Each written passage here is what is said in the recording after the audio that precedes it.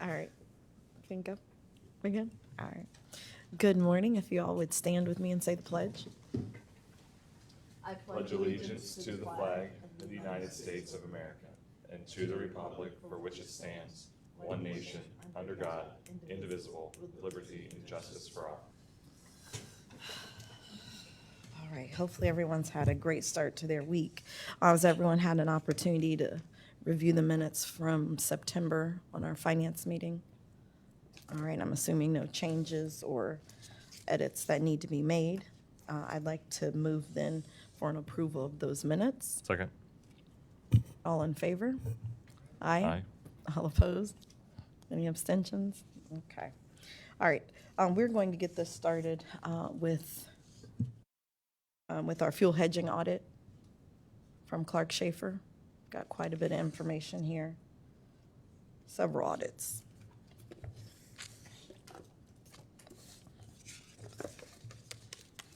Good morning, everyone. Good morning. Well, first, I want to thank you all, express our appreciation on behalf of Clark Schaefer for the partnership that we have with SORTA and the opportunity to be here today to present the results of our fuel hedging engagement. This engagement, as with all others, is conducted under the direction of Norman Bowie as your Director of Internal Audit, but we appreciate the ability to share the results.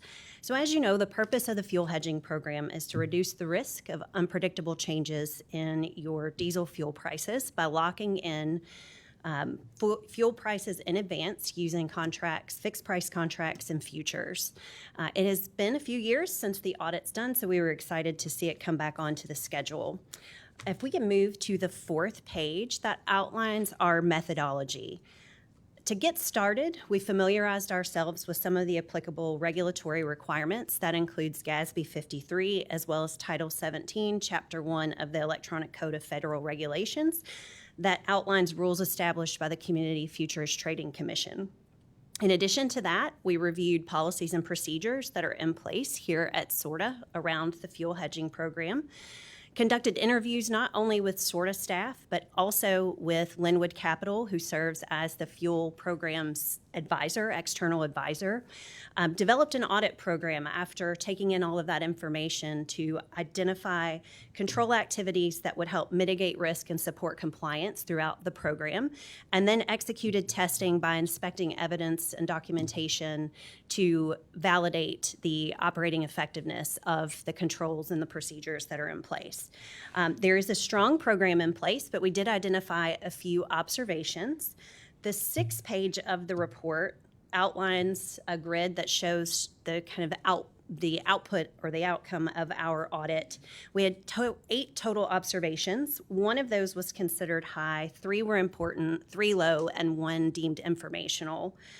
Of those observations, I'll spend a little bit of time focusing on the high and important, and then just give a brief overview at the conclusion of those low and informational findings. Observation 1 begins on page 7, and that relates to effectiveness testing under GASB 53. I want to note that SORTA does perform a monthly analysis of the activity in the fuel hedging program to assess usage versus fuel spend. But under GASB 53, it's expected that hedging instruments should be evaluated for effectiveness on an annual basis. And that requirement is used to support the application of hedge accounting under GASB 53, which allows for changes in fair market value to be reported as deferred inflows or outflows in your financial statements as opposed to being reflected as investment income.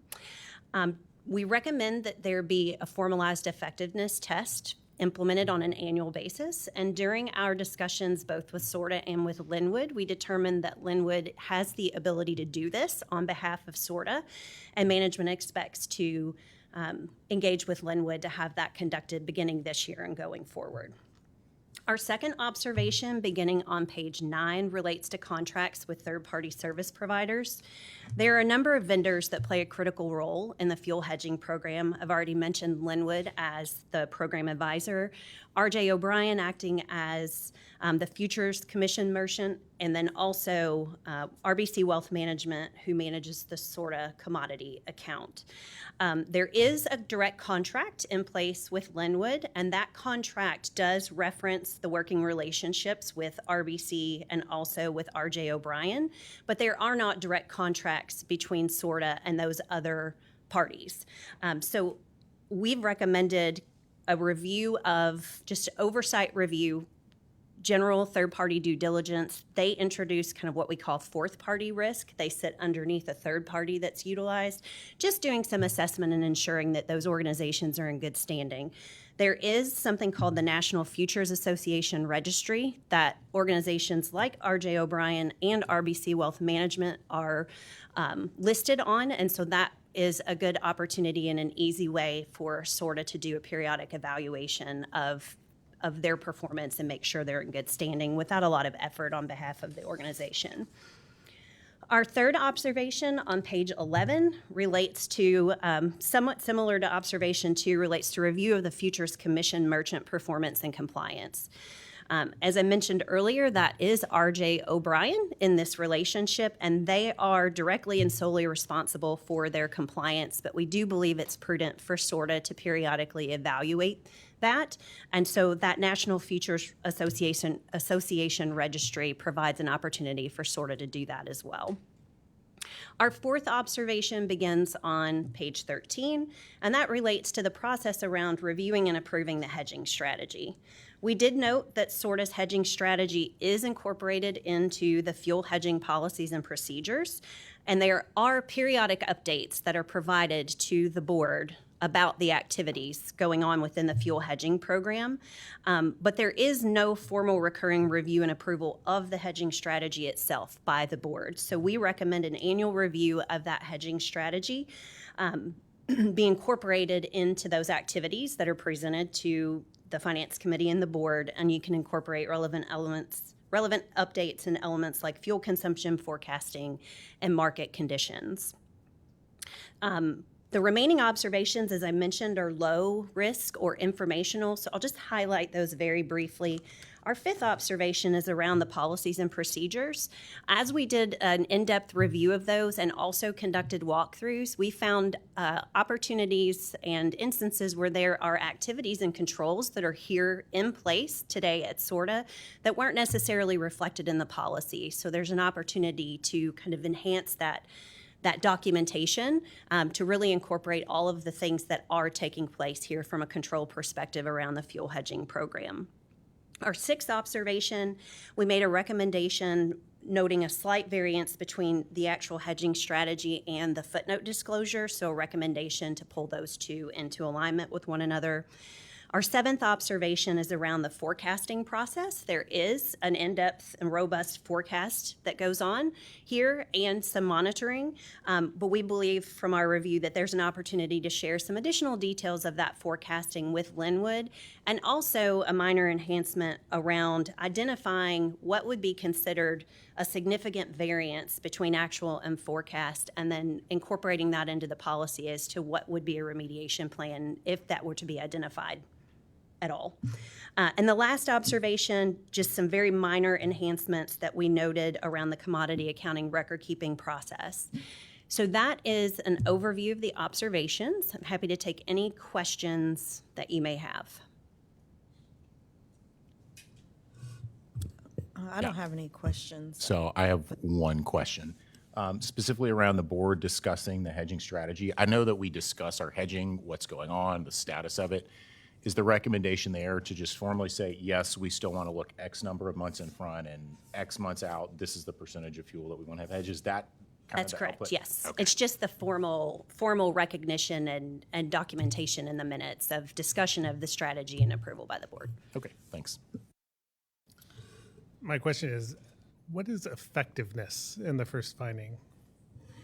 It relates to, so within GASB 53, there is, SORTA is not doing this for profit.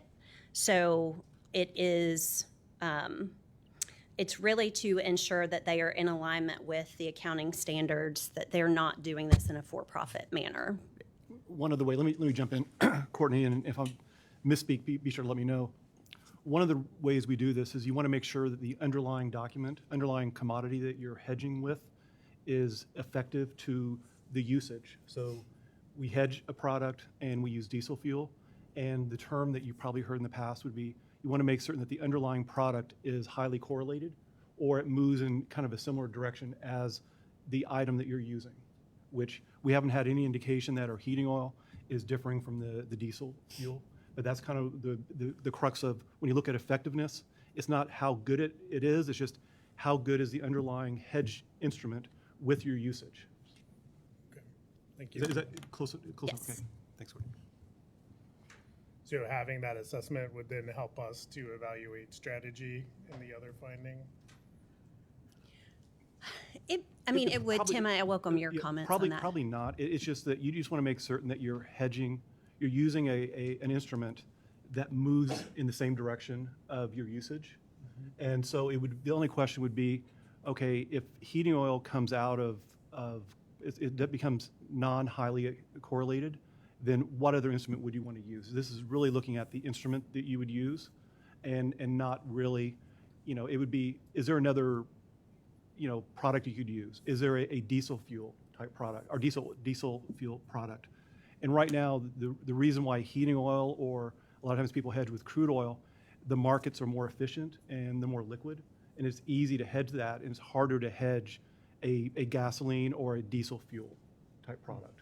But it really is looking, and if we see a variation with the correlation, we would then need to look and talk to Linwood Capital about what other products they would recommend us to use that would be highly correlated to our underlying usage.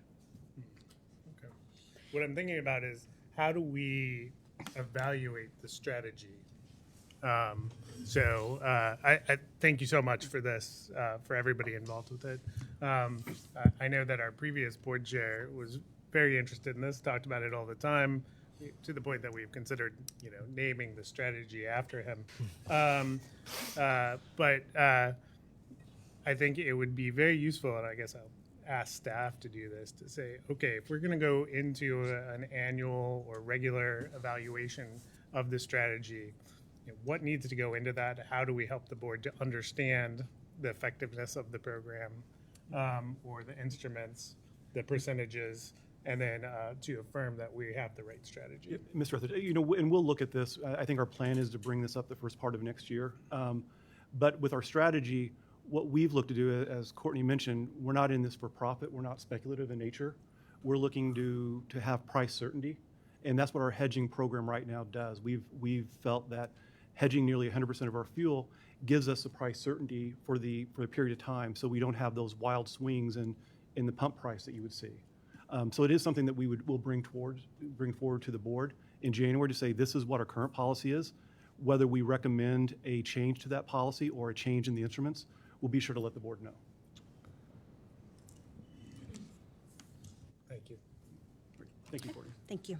Thank you, Courtney. Those were some of my comments as well, just in terms of having an annual review and potentially an approval by the board.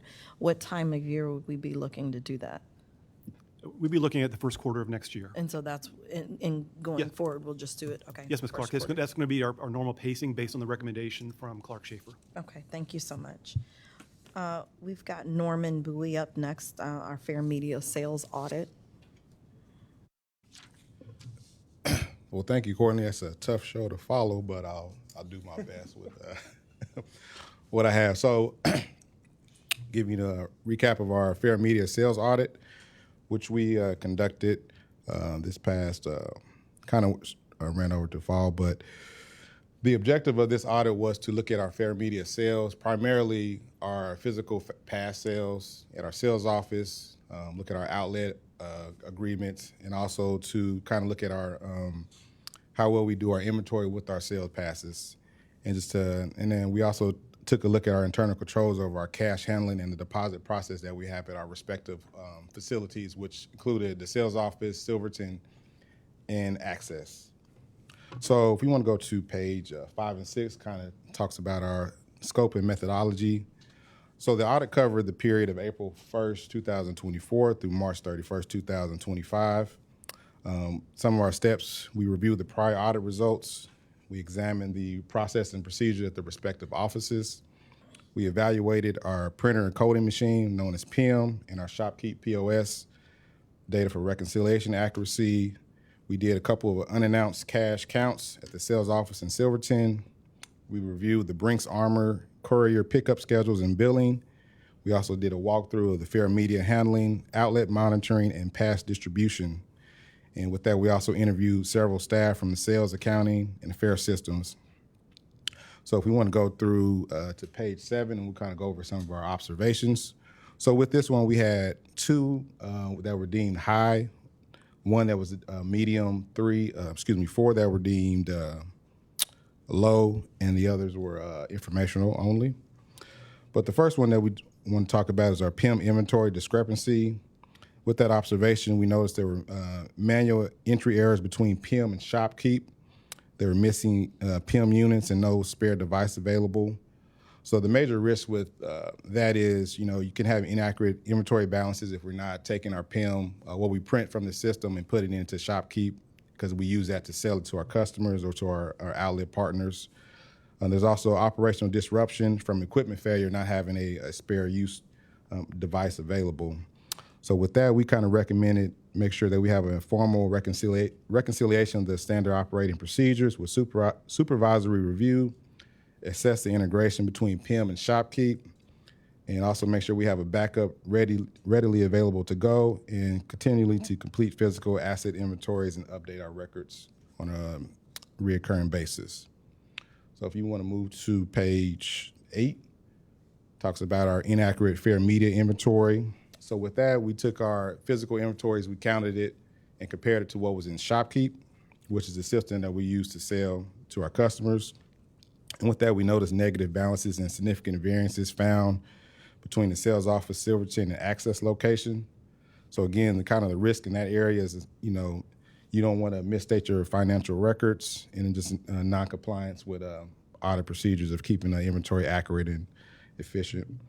So again, the recommendation from the audit team was to perform a full physical inventory count to reset ShopKeep balances, establish monthly, quarterly reconciliations, and implement staff training and exception reporting to detect anomalies within any type of inventory discrepancies.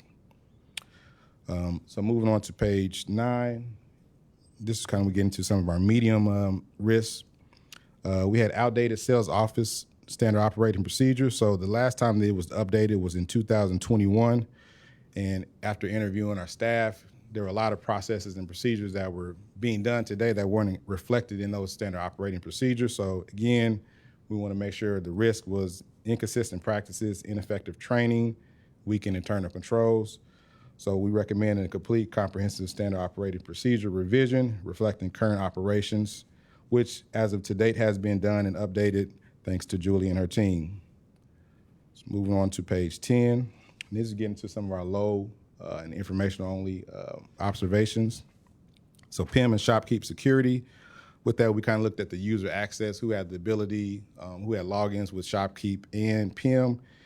Now, we didn't notice anything that was detrimental to the PIM system, but there were 44 user IDs that were currently not necessarily active, but were in the system. Only 3 were being used. So what we would kind of recommend is making sure when people are deactivated from that system to wipe out those logins.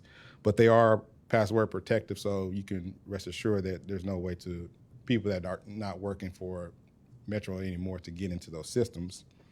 So again, part of that whole process was just reduce the active users within those systems and make sure that the admin responsibilities are maintained and documented, and then we have plans when people are moving from different roles within the company.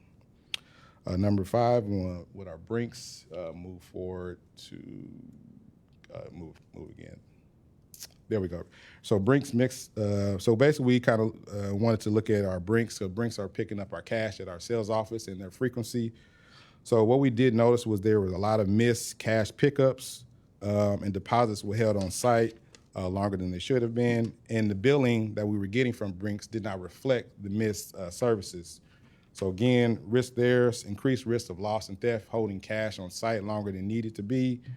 And also the vendor was not complying with the agreement, and we also had the risk of financial overpayment of services that weren't being completed.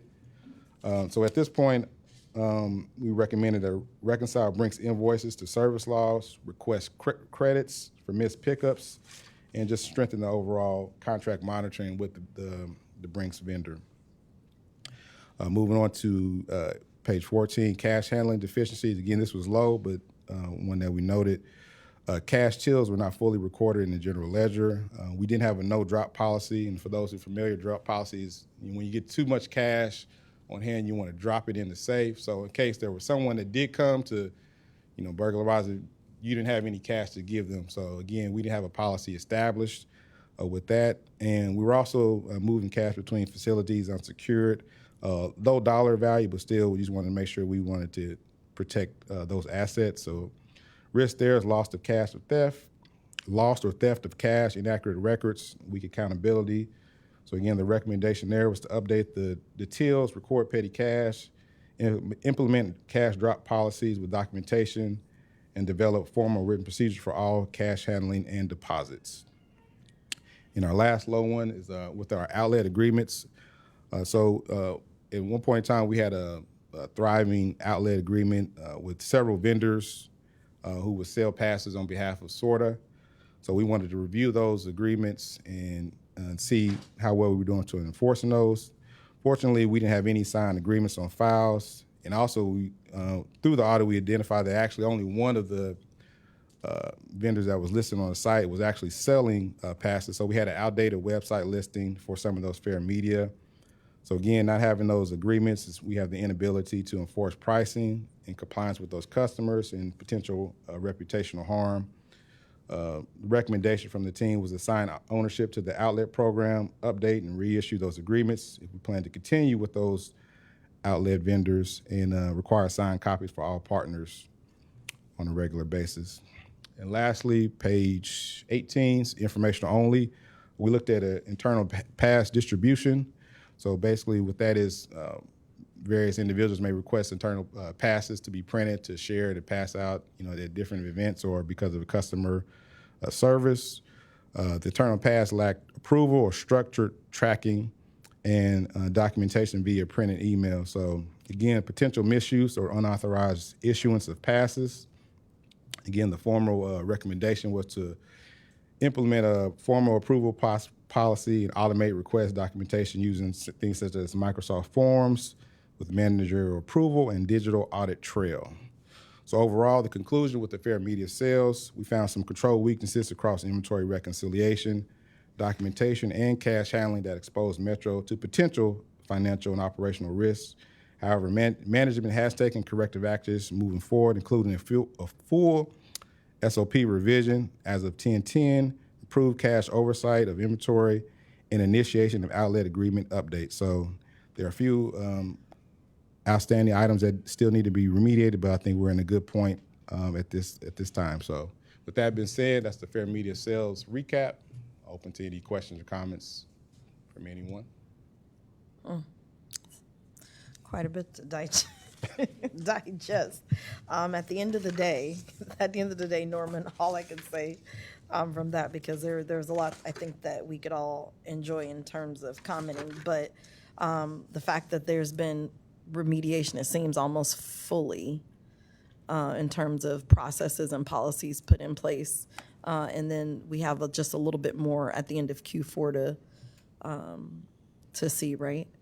Yeah, there's a couple things that still have to finalize, but for the most part, Julie, if you want to comment, their team had a robust meeting, getting those SOPs updated, understanding everything that was included that we observed, and I think they're in a great position moving forward. Okay. Yeah, Sure. I would agree. We, a couple weeks ago, we did the full reconciliation. As Norman said, we've been working on the SOPs, and it was just more of an educational process for our sales office. So I think we're in a pretty good spot. We're have the electronic request for the internal pass request ready to go. We're just working with IT to roll that out, and yeah, I think we should be good moving forward. Do you believe that we need to have some ongoing training, or we need to have some, quite a bit of training up front and then some periodic training at those locations for our new processes? For the sales office, it was just kind of an assessment where we were. We basically break the sales office into the front office, which is the window where our walk-in customers go, and the back office. We weren't keeping an inventory of the back office. So as far as like the outlet sales that we do, Hamilton County Job and Family Services, all that goes to the back office. So we just had to basically establish an inventory there, kind of work with the employees that are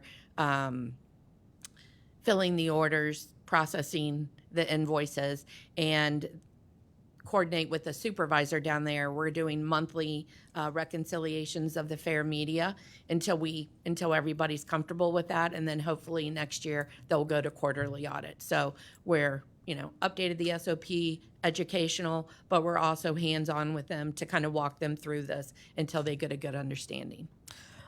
Ms. Clark, one thing I just want to jump in. We have the same staff at the sales office that we did when I started, and clearly when there's a new individual or when there's rotation of staff, we'll make sure that there's training on the new SOP that we have in place. Okay.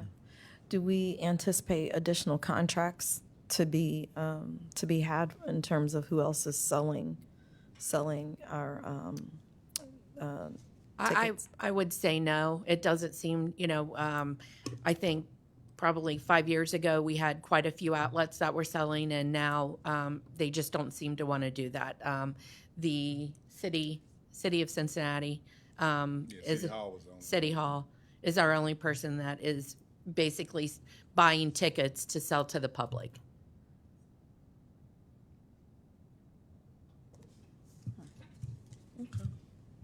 All right, thank you. Thank you. I just want to jump in and say thank you for doing all this work. We've gone through a lot of changes with our fairs over the past several years, and keeping up with that and doing this assessment to figure out where we need to update SOPs and get things in order is really important, considering all that work that's been done. So thank you. Thank you. Thank you so much. We'll keep you up here for this internal audit. Get some water? No. Just give you a quick update of the internal audit department and what we're doing. Moving forward, just giving you a recap of where we are with our observations. So page 4. So since 2022, we have 21 audit reports that have been issued. Out of those, there have been 90 total observations noted. And you can see the percentages break down by high, moderate, low, informational. So I will say last quarter we had 88% fully remediated. The reason why it went down because we added 16 additional observations that are still kind of in process. So, but rest assured, those are all kind of moving forward with getting completed. So we're doing a great job of making sure we're mitigating any type of findings that we're having. Move forward. So this is kind of a recap of where we are. This is sorted by high, medium, and low. As you can see, a lot of the high that were identified are coming from the recently issued fuel hedging, fair media. With fair media having one already completed, just wanted to make sure to highlight that. We do have someone lingering from the accounts payable. The reason there is we do have a new updated policy. It's still currently just kind of held up a little bit, just getting the approval process, but rest assured that should be completed within the next couple weeks, I believe. You want to scroll to the next page. Again, this is kind of just showing our medium. Again, you have a sales fair media just issued, and they've already remediated that finding. Several from field hedging that are actually not due until next year. And then still the accounts payable, P card, that's all kind of summed up into one, updating that standard operating procedure and getting that finalized and approved. And just move to the next slide. Again, a lot of low AP, but there's some new ones and others that are old. I will say with one of the, if you want to back up to, let's see. Yeah, there was a one due with the ridership. There is a slight delay with that sensory on the seat, which that's planned to be completed by mid to late this month, maybe early next month. So that's still in the works. So rest assured they're still working to get that cleared up as well. If you want to go to page, keep going. To give you an update of what we're currently working on, slide 9. So we're still wrapping up our fixed assets audit. Courtney and her team just recently are wrapping up Paycor. We're finalizing that report, so that'll be ready soon to issue by the end of this month. And we're also finalizing and working on our gas credit card engagement, which we should have that report by late October, early November. Move to slide 11, please. And just kind of upcoming, we're going to be kicking off our Metro Now audit within the beginning of November. Hopefully have that completed by January. We're in the planning stages with the dispatch audit, and with Courtney's team, we're working on planning with that Masabi audit. So again, the fair media kind of focused on the physical sides of sales. Masabi, we kind of want to take a deep dive into the tickets, the information that they're transferring back, because as you know, we're doing a lot of shifting between a lot of digital sales, and so we want to really capture that and making sure we're doing a great job with that revenue recognition there. So outside of that, that's kind of where audit is, and I'll pause and hold for any questions. If not, be happy to sit down. Same. Thank you so much. I All right, don't thank believe you very anyone much. has any additional questions, but you all have certainly been doing a lot of work. I won't talk too much about Brinks because I know that we will get that all settled. But thank you so much. Ms. Clark, We have our, yes. if I can make a comment, I just again wanted to extend the appreciation to Tim's team and to the internal audit team. This organization has grown very quickly over the last 5 years. We've taken on new staff in almost every single department. We've created new products and new processes in almost every single department. And this is that due diligence going back to make sure that we do that constant gardening and make sure that we get all of these issues remediated, and then we become much more efficient and repeatable moving forward.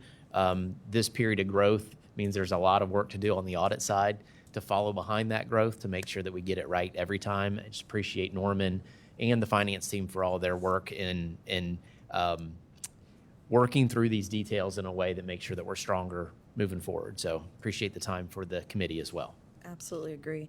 One thing I've noticed is that by the time an audit occurs or we find that there may be some opportunities for growth or reconciliation, the remediation is extremely fast.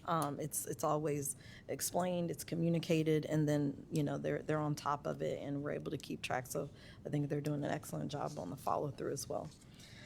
So you all are getting ready to hear from Mr. Walker, and you're going to see wall of numbers.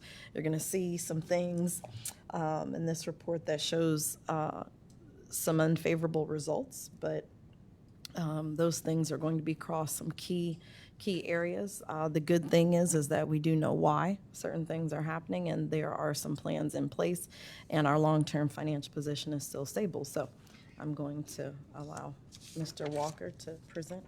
Thank you, Ms. Clark. Thank you. We'll start off here with the summary. And you can see for the month, our total revenue came in at $14.1 million, which was about $226,000 or 1.6% unfavorable or less than what we had budgeted. We kind of break that out. There were some pluses and minuses there. Some of the negatives, we had a negative variance of about $220,000 with our fixed route fares. Also negative for the month by about $185,000 was our sales tax receipts. But those were offset slightly by some favorable CPS revenue, along with higher than budgeted investment income. Going to the expenses, we came in at $14.3 million, which was unfavorable, or we spent more than we had budgeted by about $200,000 or 1.4%. Looking at this, this higher spend is the same story. A lot of it is the same story with our parts and supplies. We're seeing that as a negative variance this month. The one thing I will say that is good news for us here is Bill Sproul and his team have done a tremendous job of identifying some potential parts and modules that we could enter into fixed price contracts. And so that team has provided the information to procurement late last month with the entire Metro organization looking into this now. And hopefully rather soon we'll have some fixed price contracts on some of these higher dollar items that will eliminate some of the volatility that we've been seeing. Netting those two together, you can see we came in with a negative operating capital contribution of about $189,000, which was unfavorable to the budget by $426,000. We'll go into a little bit more details on the next page here in a second. But still, so it's negative to budget, but still, when you look at it, all in all, we've had, we had some good operations and some good financial results for the month, and we'll look at it, the year-to-date stuff coming up. Our ridership total came in at 1.28 million, which was unfavorable to the budget by about 7.9%, but was slightly favorable compared to last year. Natalie, if we go to the next page. The reason I really like this page, other than all the numbers here, which confuses people who aren't numbers people, is looking at the year-to-date analysis, because we have a lot of timing differences from month to month. When we make the budget, sometimes we hit it in the right month, or sometimes things move. So looking at it year-to-date gives us I look at it as a better picture of our total operations and our financial results here at Metro. One thing I do want to point out is that from the sales tax perspective, we now have 6 months worth of actuals in our financial results here. Going down the line here, you can see year-to-date, our sales tax number is really spot on to our budget. It's basically $117,000 favorable to our budget number. So having the highest percentage revenue line item coming in close to our expectations is really positive for us in an organization and helps our planning and tremendously easier. Looking at the bottom line there for revenue, you can see we came in 0.6% less than our budget. But when you look at it compared to last year, we're about 6.4% greater than last year's figures. Going down to the expenses, you can see year-to-date, we are 0.7% favorable, meaning we spent less. Looking at the year-to-date for this year compared to last year, we're about 6.1% greater. So as I mentioned last month, our revenues are growing at a higher percentage than our expenses. So that's always a good story there. Also want to point out the great budgeting work that Kevin and his team did, along with the entire Metro organization, because when you're sitting here at an operation and an agency looking at the first 9 months, and both your revenue and your expense line items are less than a percentage off your budget, that's pretty darn good planning. So thank you, Kevin. Thank you to the team and everyone here at Metro for managing that. Looking down at the bottom line here, our operating capital contribution for the first 9 months came in a shade over $2.5 million, which was slightly favorable to our budget still, and a whopping 18% greater than last year. Let's go to the next page, Natalie. This is our sales tax slide, which kind of goes through the actuals for the year, the budget, along with the previous year. The one thing I do want to point out to the group here at the table is that when you look at January through June and our actual sales tax performance compared to last year, we're about 5.6% greater than we were last year for those first 6 months. So great news there, seeing the sales tax come in, and that's really helping out with our operations. Next page, Natalie. And this is the final page of our report. It's a standard look at our total cash balance on the operating fund, along with some of our obligations that we have for this year, next year, and years after. We try to identify those obligations just to show that while we have $153 million and change in the bank, we can't spend that all tomorrow. So it's something that we keep a close eye on. We manage our investments, and we look at our obligations pretty much on a daily basis. I want to thank everyone, and any questions on the financial report we have here for the month? Two questions. One, I think, is straightforward. The August projected sales tax number being lower, that's because we are budgeting this year for the sales tax holiday, is that right? No, the sales tax holiday, gen- it was just in general slightly lower Okay, than what we'd cool. expected. It's still positive for the year, Mr. Metz. Got it. And then my other question, so when we have a negative $200,000 operating capital contribution, does that mean we just don't make a contribution into the fund, or does that all net out by the end of the year? It's basically a net out to the end of the year. Okay. You would look at it as an operating capital contribution or a period loss. We're not actually withdrawing? No, we're not, Okay, no. got it, thanks. No, sir. All right, any other questions? All right, thank you, everyone. Go ahead, Ms. Thank you so Ms. Clark. much. It's okay, just a quick one. So we're already looking at, I know we just had those audits, which I think certainly help us with it when it comes to our operational efficiencies. Are we also looking throughout the entire agency on those efficiencies? Well, we look at it, if you look from an audit perspective, Norman has an audit schedule that he goes through, and he'll identify high-risk areas, or I don't know, Norman, do you want to come up? And it's just, we really just look at certain aspects of the operations, and if we feel we have a new process. So Masabi is kind of a newer process for us right now, and that's the reason why Norman and his team, along with Clark Schaefer, are going to be looking at that coming up soon here in early next year. I appreciate that. I didn't ask the question very well. Well, I think I think you're also talking about operational efficiencies that would result in less spending and Exactly. more service, Would right? help us mitigate Yeah, so our what expenses. we have is, from a financial planning perspective, Tim and his team and the executive leadership team, we have built a set of management actions that we look at over the next 5 years where we try to drive efficiency in the system. And so those are pieces that we track every quarter to see how we're doing on those actions. There are certain pieces where we can find efficiencies, whether it relates to, our internal processes or our external relationships, to continue to reduce expenses where we're not getting the bang for that buck. So that continues, and you'll see a lot of that reflected in our upcoming 2026 budget planning process.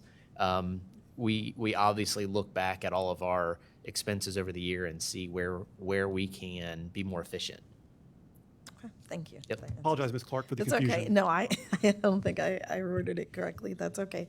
Thank you so much, though. You've certainly put in a lot of work on this, and if everyone's fine with that, I'd motion to move this to the full board.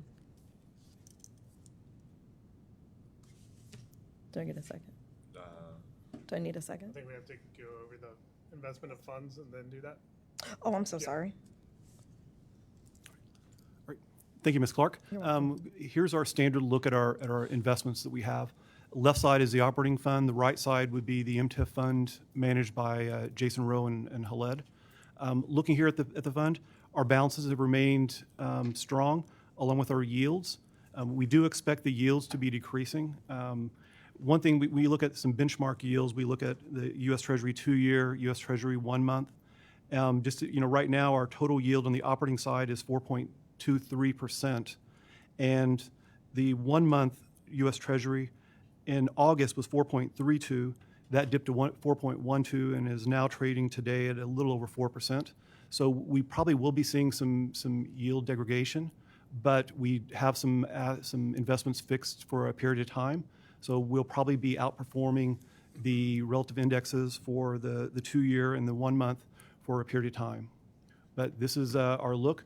The right side, as I mentioned, is the MTIF fund, and their balance is staying strong. Combined, we have a little over $300 million in investable assets as an organization when you include the MTIF fund. Any questions on this amount? Yes. One question specifically around the MTIF fund, the monthly expenditures, it seems like we're not tracking at all close to what the annualized output should be as we're funding those projects. I know I ask about this regularly, but I would like a little more detail on why we are not, and I know there's monthly variation. Absolutely get that, but $600,000 seems like significantly below what even on the bottom end of that should be. If I'm off, I'd like to know, but by next month, I'd like a little more detail on that. Will do. Yes, and just to confirm, the staff is working specifically on that, so we'll have that presentation for next month. And just to elaborate on this, we can only guess how much invoices or reimbursement reports we're going to get. The good news is they're coming and projects are being completed and are being finished.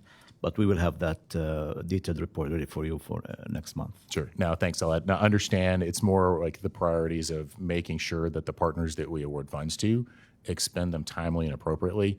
And I'll be honest, I am a little concerned. We've talked about it, and I still am just not seeing the data showing that they're really catching up. So if we need to think about as a board what our messaging is, how to better approach that.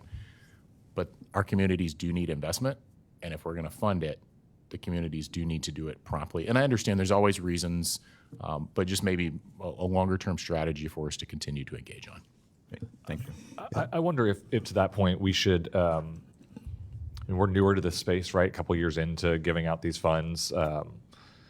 I wonder if a conversation with someone like OKI to tell us, here's how long from when we really, I mean, OKI's money is actually lagging, right? So if you get money awarded today from OKI, you don't actually get it till 2027. But once those, or 2028 even, once those dollars come in, how long do they expect project from start to finish? You know, on the one hand, I agree with you. On the other hand, I don't mind earning income that we can drive back into the infrastructure fund. And so it's a bit of a double-edged sword, but I don't feel like I know. They tell us a timeline in their application. I don't think I know whether that's proves to be accurate or if we know these things just take more time. I don't know the answer to it. Yeah, no, I agree with you, Pete. Like, obviously, earning more interest is good, but from a taxpayer perspective, when taxpayers are giving us their money and then it's taking multiple years for that to be appropriately expended, I think that's the mindset and kind of the approach that we want to help drive a little better. Yeah, just to put things in perspective, just to get you excited till next month report. As you know, they have a year and a half to start the project from once they sign the contract, because they have to bid it out, and I mean, the design is done, but they have to go through the bidding process and so on. And then, yes, they do provide, you know, how long the timeline for their project when they submit the application. But as we all know, with construction, there are some delays, you know, expected delays and so on. But don't quote me on these numbers, but, you know, pretty much like almost 95, 98% of all year one projects are complete. About 70% of year two projects have been completed. The rest are in different stages of construction and or bid time. But we'll share all these details next month. So I have no more to add on that subject, but good points for bringing it up. I did have a question about the Star Ohio Fund, and could you help us? That's a lot of money we put there, and thankfully the return's been very good. And so, how do we decide to move things in and out of the Star Ohio Fund? Is it interest rate subject or not, Mr. Walker? But we want to make certain we have a steady amount of funds that are readily available for us in the event that we have some extra spending, because our investment policy prohibits us from knowingly break investments. So once we enter into a longer-term investments, those are kind of fixed for us. We can break them, but we would rather not. So really, it is just a matter of looking at the cash flow forecast that we have going forward, ensuring that we have enough funds in there, and also looking at the yield as well, Mr. Driehaus, because right now the Star Ohio is staying pretty strong at 4.3. Right. It's pretty much the same. I think I looked at this morning. It's 4.28. So it's staying strong for us. And just to take away the uncertainty of possible future spend for both this and the infrastructure fund is one of the reasons why we keep a balance in the overnight account, we would call it. Okay, thank you.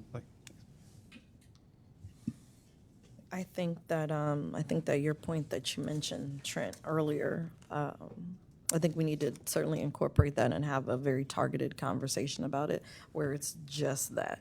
I'm sorry. Okay, he was agreeing. Say that loud. So I definitely want to see, while we're having that report that's going to be delivered on next month, I also would like to see a very concentrated conversation on that, what that looks like. Doesn't have to be a full audit, but we certainly need to understand exactly where everything is and what our long-term strategy is. I'm in agreement with that as well. Yeah. And Ms. Clark, one thing to add to that, I think Pete made a very good point about talking to OKI about their experience and how long it takes projects to get in the ground. We can look at our historical experience, and then we should probably set like a KPI to say, okay, what is that average time of projects? How long have they been sitting on the shelf? And then if we can put initiatives in place to move that number lower, then we can track to see if we have impact on that number. But I do think we have enough data now over 5 years to kind of put together some guardrails and then also some performance indicators to see if we can drive quicker spend of these dollars and what tactics work and don't work. So I think it's a great discussion as well. Okay, excellent. We are so excited about it. All right, well then now I do believe I can motion and move so that we, the approval of the investment of funds report as of September 30th, and I need a second. Thank you so much. Is this a voice vote or? Yeah, we do a voice vote. Okay, all in favor? Aye. Any opposed? Abstentions? No. So we are going to move that onward. Do we have any new business to come before us? I don't have any. All right, with that, then we shall adjourn 9:26. Awesome. I'm going to roll us right into planning and ops. All right, we got a busy agenda, so let's jump into it. We already did the Pledge of Allegiance at the start of the Finance Committee meeting, but before I hand it off to Andy to walk us through a brief presentation and open up discussion about Government Square, I just want to acknowledge how important this issue is to us as an organization, not just our riders, but the city as a whole. For months, the city's been focused on, city's focused a considerable amount of effort, capital, time to issues related to public safety that exist downtown. I'm really proud that this team has been at the table working collaboratively on all of those, but over the last few weeks, it's become clear to me that we need to do more, we need to act faster, and we need to consider ways that we can stay ahead of the challenges that face our riders and the general public at Government Square. I'm a bus rider, not an everyday bus rider, but I'm a bus rider. Government Square doesn't deliver everything I want and need today. Pete? Yeah. I think we still need to approve the minutes. Oh, I was going to, okay. I think that got skipped, right? Everyone read the minutes. I'll move approval. Second. All those in favor? Aye. Thanks. Cool. So I'm a writer. Government Square doesn't, deliver everything I need today.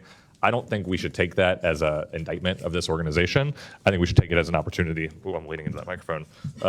To do more. So it's clear to me that this team is committed to that.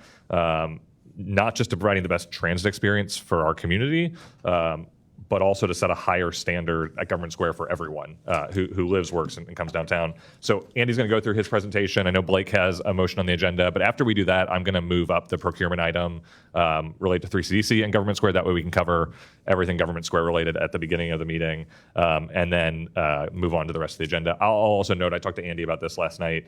I've asked him to have this item on our agenda on a monthly basis, the same way we do BRT, the same way we have regular updates on CPS.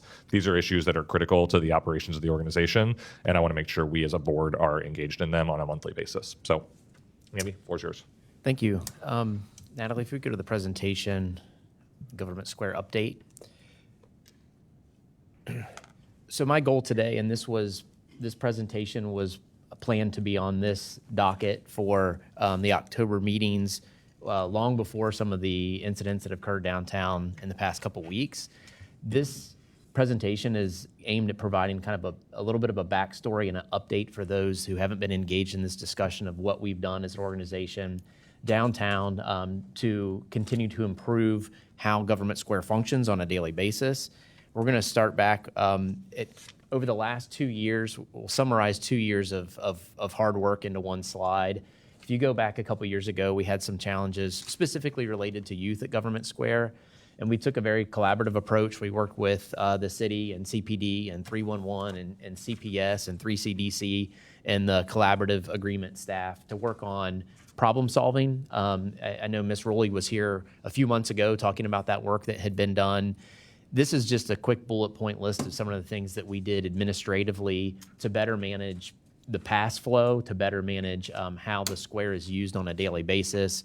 We had really good results. You can kind of see that youth-related calls for service were down 30%, and youth-involved crime was down 50% over that study period. So we saw some challenges. We got a team together. We worked collaboratively, and we mitigated some of those challenges. If we turn to the next slide, this is the beginnings of a list of things that have been going on over the last, I would say, 4 months, right? One, the liquor store is closed, and as you all know, Metro has leased that space. We're beginning to build out the design for the customer sales outlet and the safety security door that front Government Square. We've had discussions again with the partners of how that should look and feel and operate. You may have seen a couple months ago or a couple weeks ago that the City Council passed an update to the municipal code. A month ago, there were two designations in the municipal code that created transit zones. So currently, streetcar stops and BRT stops had been designated under the city's code as transit zones. Those are zones that allow for the city and the transit system to prioritize that space for transit users. 2 weeks ago, City Council moved to update that code to include major transit centers. So that includes places like Government Square and Oakley, that those too could become and be designated as transit zones. Like I mentioned, that then allows us to have a discussion about okay, if those are transit zones, how do we prioritize that space for our customers? We've been working with this team, again, the city, 3CDC, 311, city manager's office, and others to define the zone physically, to create the signage to let customers know that they are in a transit zone. And we're working on a script, essentially, a proactive, coordinated customer service script, essentially. So if somebody is in a shelter and they are not there to actively use the transit system, we're looking for a very compassionate and kind way to see if that person needs assistance, if they have a question about how to use the bus, if they need other assistance related to services that are provided in the city. We have trained people to direct them to those services with the idea of creating a better quality of life for the folks that are in the space and also the folks that are in the space to use the transit system. So that work has been ongoing for the last month. We are beginning to phase some of those practices in now, and we hope to be fully operational with managing the transit zone next week. So more to follow on the details there, but that's been very good and very collaborative work. The third piece that's been going on has been a discussion with 3CDC. As you all know, 3CDC does a lot of things, but one of the things that they do that we're very familiar with is how they manage some of the city's assets and public open spaces. They're responsible for managing and programming spaces like Fountain Square, Washington Park, Ziegler Park, and they have expertise in this area. These are public spaces where everybody has the opportunity to use these spaces and work together, and 3CDC has the expertise in how in understanding how these spaces can be effectively managed. We had a conversation with 3CDC about we have an existing contract with 3CDC. They currently pressure wash shelters and empty trash and do some maintenance at Government Square. We had a conversation with them. Could we further this relationship to leverage some of their expertise that they use at Fountain Square and that they use at Ziegler Park at Government Square? That was a very productive conversation.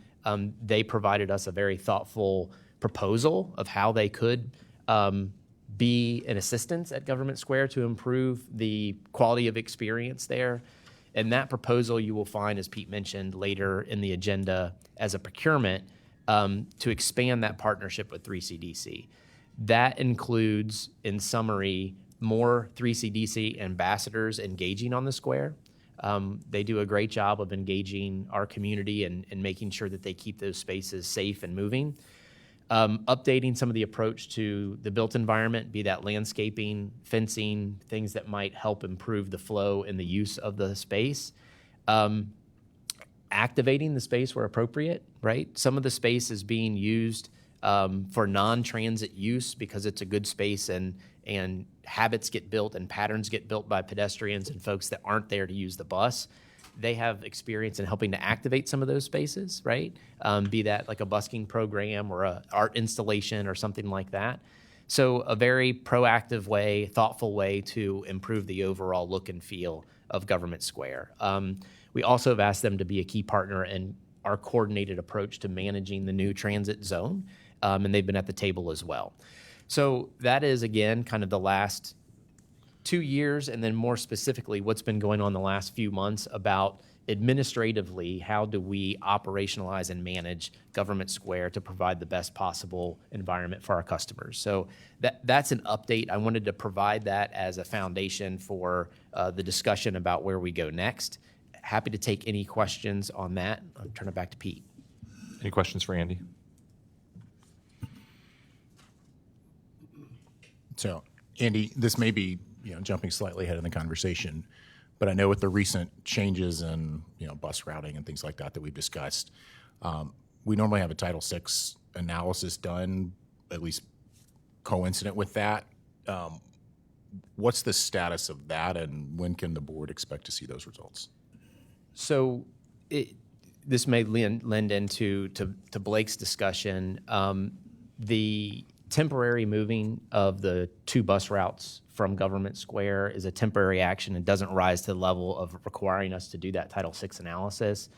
Any any contemplation of moving routes that would affect our customers long-term would need to run through that federal analysis. So that depends on the direction of this board in terms of what you all want to look at in terms of routing.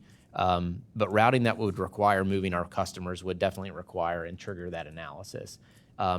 Today, it hasn't been triggered due to the short-term nature of the directive that we got from the city. Questions about what's been happening to date?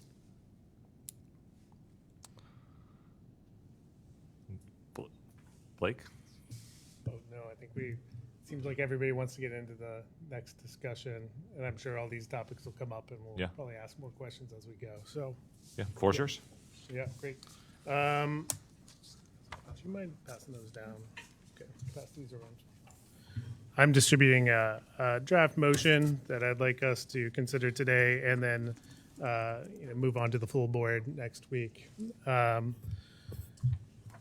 I want to start by saying I'm fortunate in supporting this organization because I believe that's what's good for our writers is also what's good for our community and for our region.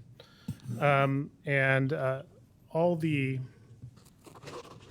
words in this motion and the energy behind it centers around that.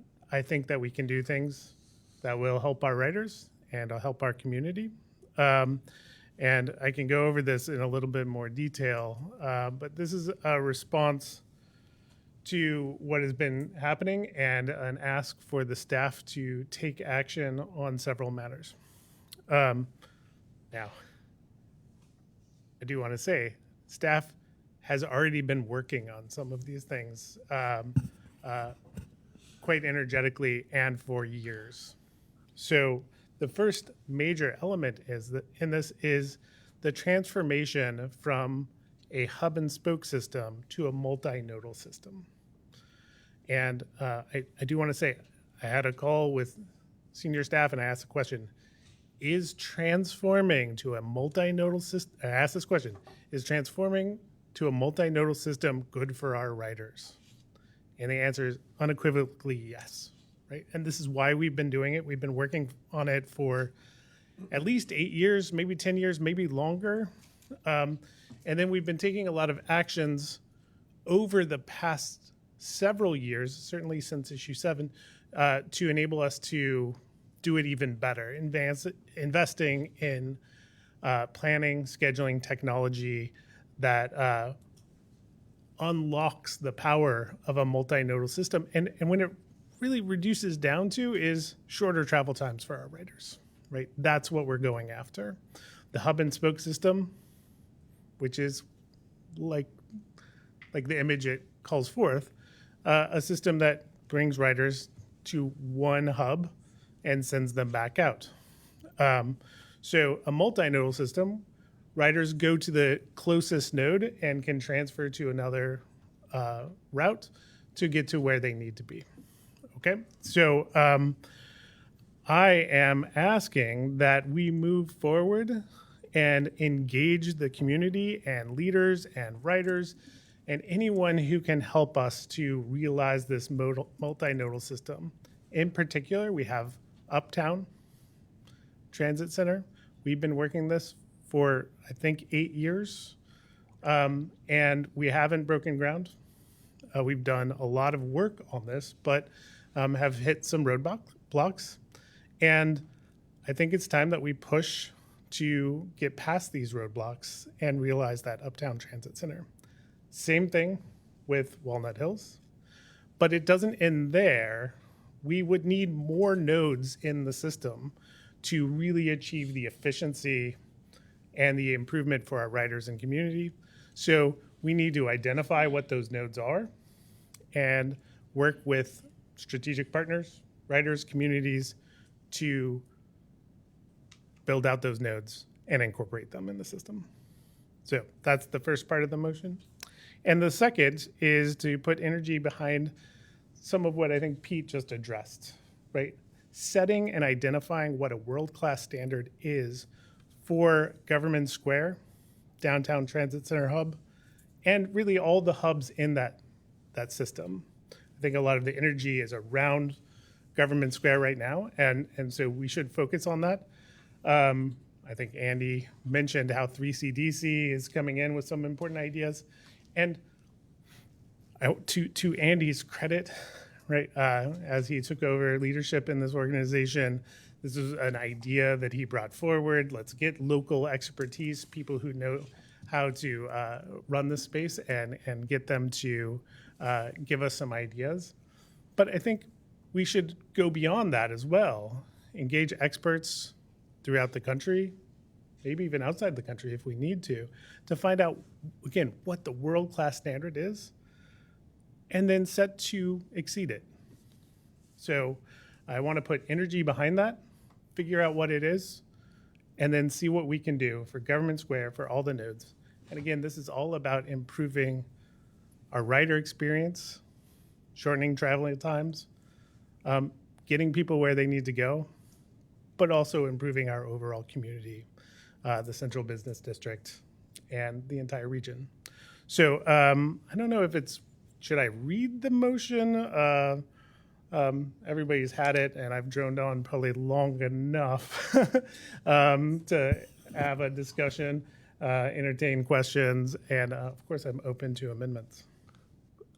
Yeah. Questions, comments for Blake? I think that's fair to read it. Maybe just read the now therefore be it resolved part, the whereas clauses are. I'd read it. We think just the got whole it for thing- the first time. I So think the it whole wasn't thing on the should be read agenda. so that people. And I think it's important to read through it. Okay, yeah. I'm happy to read it. Okay. So whereas the Southwest Ohio Regional Transit Authority Metro is steadfast in its commitment to continue partnering with the city, community leaders, riders, and Metro stakeholders to ensure that public transit continues to be a safe and vital asset to our region. And whereas Metro has undertaken a long-term transformation of its transit network from a traditional hub and spoke model to a multimodal system in order to enhance the rider experience, increase system efficiency, and strengthen community connectivity. And whereas this transformation reduces rider travel times through the strategic use of transit hubs, advanced technologies, and the application of in-house planning expertise. And whereas the development of additional transit nodes is essential to the continued implementation of this transformation, and projects for the Uptown Transit Center and Walnut Hills Transit Center are currently underway. And whereas achieving a world-class standard for transit safety and experience in the urban core and the entire system is a priority, now therefore be it resolved that the Southwest Ohio Regional Transit Authority Board of Trustees hereby directs Metro staff to 1, continue to prioritize the Uptown Transit Center and Walnut Hills Transit Center projects, and to engage with partners and entities capable of advancing their completion. And 2, identify additional nodes necessary to realize the multinodal system and to collaborate with appropriate entities to facilitate their incorporation into the network. And 3, engage with experts to pursue or to prepare a strategy to further improve operations and safety infrastructure of Government Square, as well as all nodes in the system. There's a motion on the floor. I have some more comment. Yeah. Can you give me 2 seconds, please? I'm sorry, Jay-Z, did you have something? You go ahead. I'm reading. If you just Okay. give me back. First of all, good morning. Morning. Really not opposed to the motion, but just want to let you know that I spoke with Mr. Gibson on the Fifth Third. I thought he was going to be here this morning. And he said there's a real concern about safety for the Fifth Third employees. They're afraid to go to work. And I'm sure this motion not only addresses efficiency and safety for the riders and all that, but really for those who are downtown. And there's still a lot of talk about trying to move Government Square, trying to move that transit center to another location. So I talked with the mayor.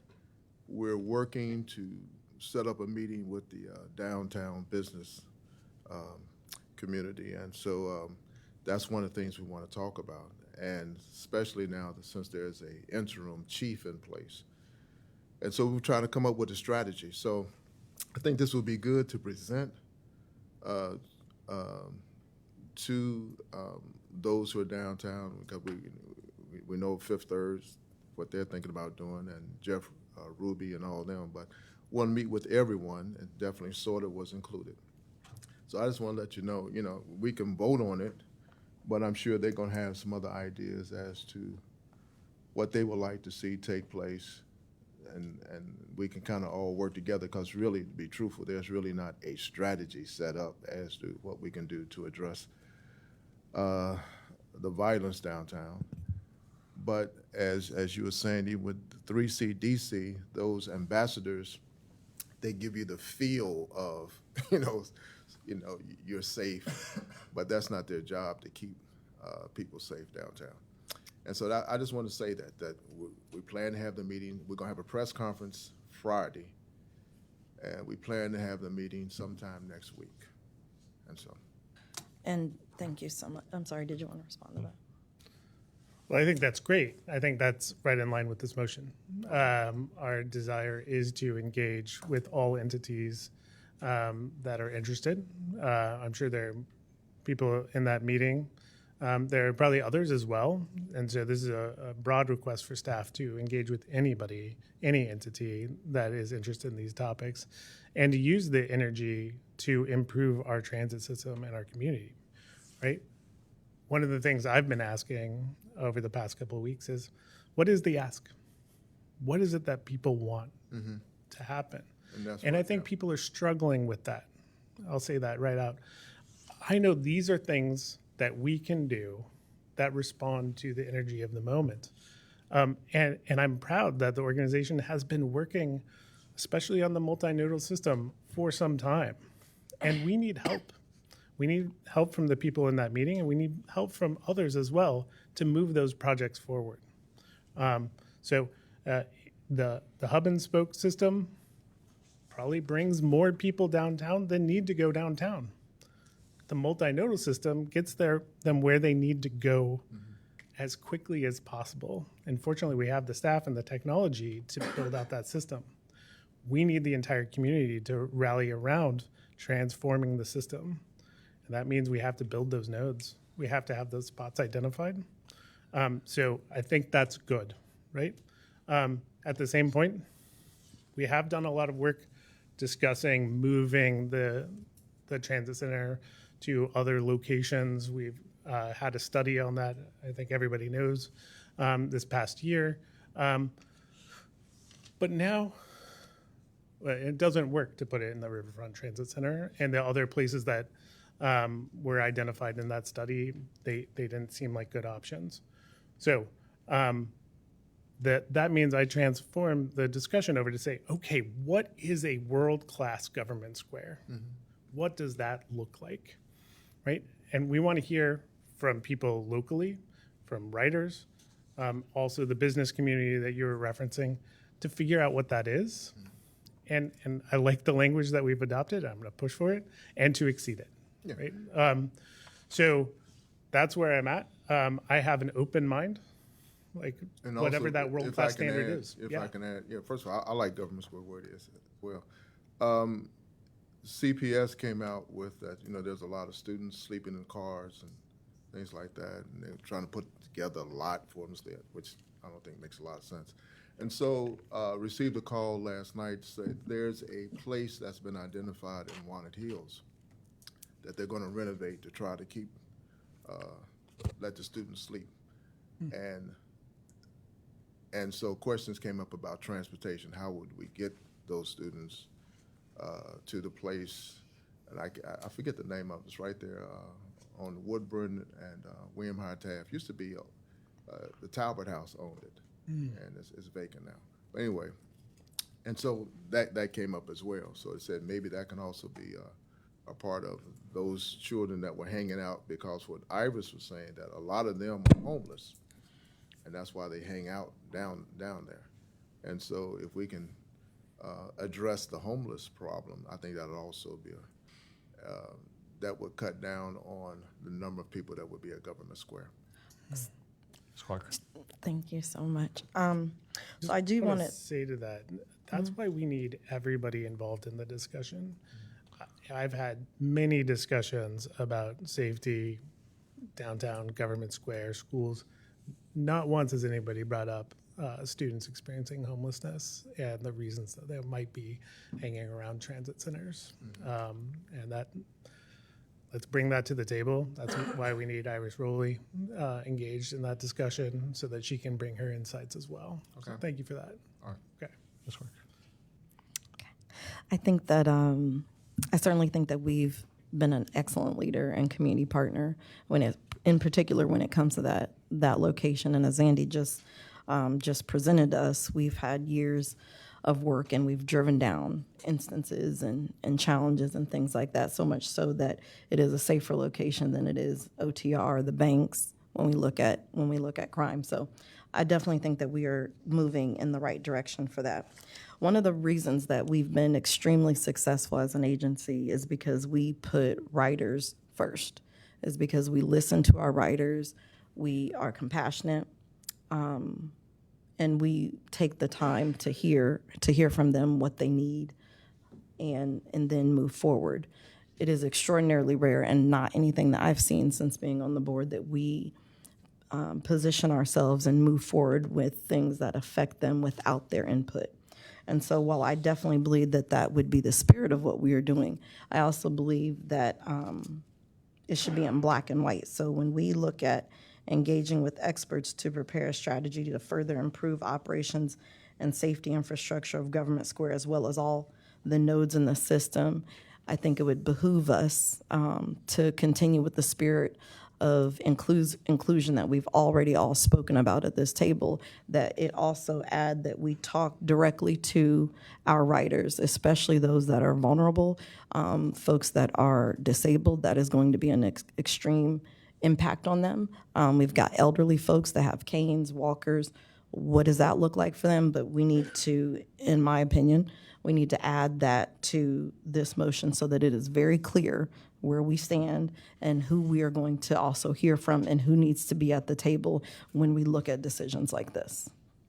So, Ms. Clark, to that end, I agree with that. I'm wondering if on the third bullet point, just to try and do some friendly amending while we're here, engage with riders and experts to prepare a strategy. On this third bullet point, you add riders there. And then on the first one, say engage with riders and partners capable of advancing the competition. So anywhere where it shows engagement, we add with riders as well. So one thing I would encourage the board to think about, obviously this is important. I would, as a non-voting member, encourage y'all to think about, let's take the time to make sure that we get this motion right, rather than feeling the urgency to approve it today. I also really want to appreciate KZ's points about there's a lot of folks involved that care about what's going on right now and that we can't move out on our own. We have to make sure that we are moving out as a team because everybody has their own perspectives.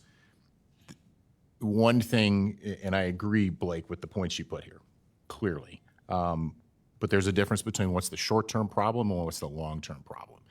Multinodal is a long-term problem.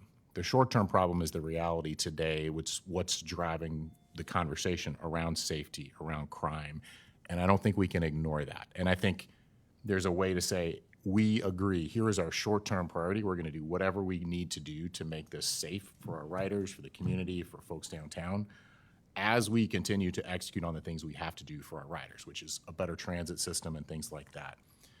And then I think we also just need to be very clear about the root cause that's driving this right now, which is crime. The perception of it, the reality of it doesn't matter. Like, it's real, and that's what we have to focus on.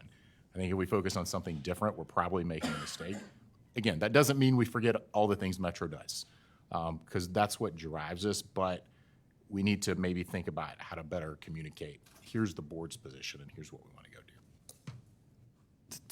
To that end, I agree with you, Trent. I mean, I think that we have to be able to address the immediate issue so that we create the time and space for us to address the long-term issue. I would suggest, though, that passing some version of something today gives the staff the clear direction from this board to engage, right? Because this has been I know from talking to Andy and to others, a round-the-clock conversation for the administrative staff, and I think that we as board would do well to give them the direction they need so that they know when they're having round-the-clock conversations with City Hall or CPD or others, that they know what we want them doing. And so I do think there's value in passing something today. I think part of that is that we are taking a lot of action right now, and Andy was going over those actions. They're not reactive to the events of the day because we were thinking about this and working on it ahead of time, right? And so, yes, we did move the 3CDC proposal up by 1 month. It was going to come to the board next month, but we thought it appropriate to move it up. So that's the extent of the kind of reaction there. And I think that's a good thing because we've been thinking about it, working on it for months, years. And these are the responses that we had already identified. At the same point, if there are other responses, things that we can do, actions that we can take, we're eager to find out what those are. Very specific, do this. This will achieve this outcome. And I think that's where these conversations that KZ's leading, participating in, and others are as well, will come out. This is not something that's going to end this month. And I think Pete started off our conversation effectively on that. This is something we should bring up in planning and ops every month. So we can do that. And we should do that because ultimately it is about improving our riders' experience and the community and safety. So let's do that. And I charge everybody on the board and anybody in the gallery or listening online to share their ideas with us so we can see what we can do. You're right. These are much larger issues and there's no simple solution to them. I think that we have to fit into an overall strategy for downtown Central Business District for the entire region. And that strategy has to be identified and clear so that we can connect to that strategy and take the actions necessary. I don't think, though, it's our sole responsibility to create, draft, develop the strategy. I think there should have already been a strategy with the some of the folks that are most involved in that area, in my personal opinion. But I definitely like the work that we are doing and how we are heavy lifting. It's wonderful. I'm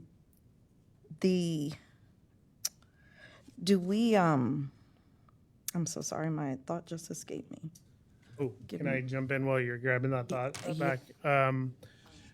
I did struggle in drafting this to be inclusive in every part, every paragraph, every sentence, and I had lots of long lists of everybody in every sentence, and then I ultimately tried to put that at the beginning in a whereas statement, and so when I was thinking experts, I really do think that the people writing the system are the experts, but I welcome the amendments to make that more clear.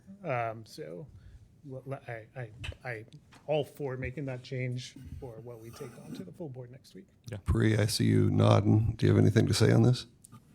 Just the comment about the writers being experts. There's absolutely a lived expertise in anyone who's using the service on a daily basis, even on a semi-daily basis. Yep. So. Yep. Our friends who I know we've worked with in the past at Cohere refer to those folks as everyday experts, which I think is just a great way of capturing that perspective. Excellent. Our writers are experts. This is essentially prompting, would this almost push a study to be performed? Another study to be performed? I read it as more than a study. I think it is directing the staff with these folks sitting here at the table, but also bleeds down to the whole organization.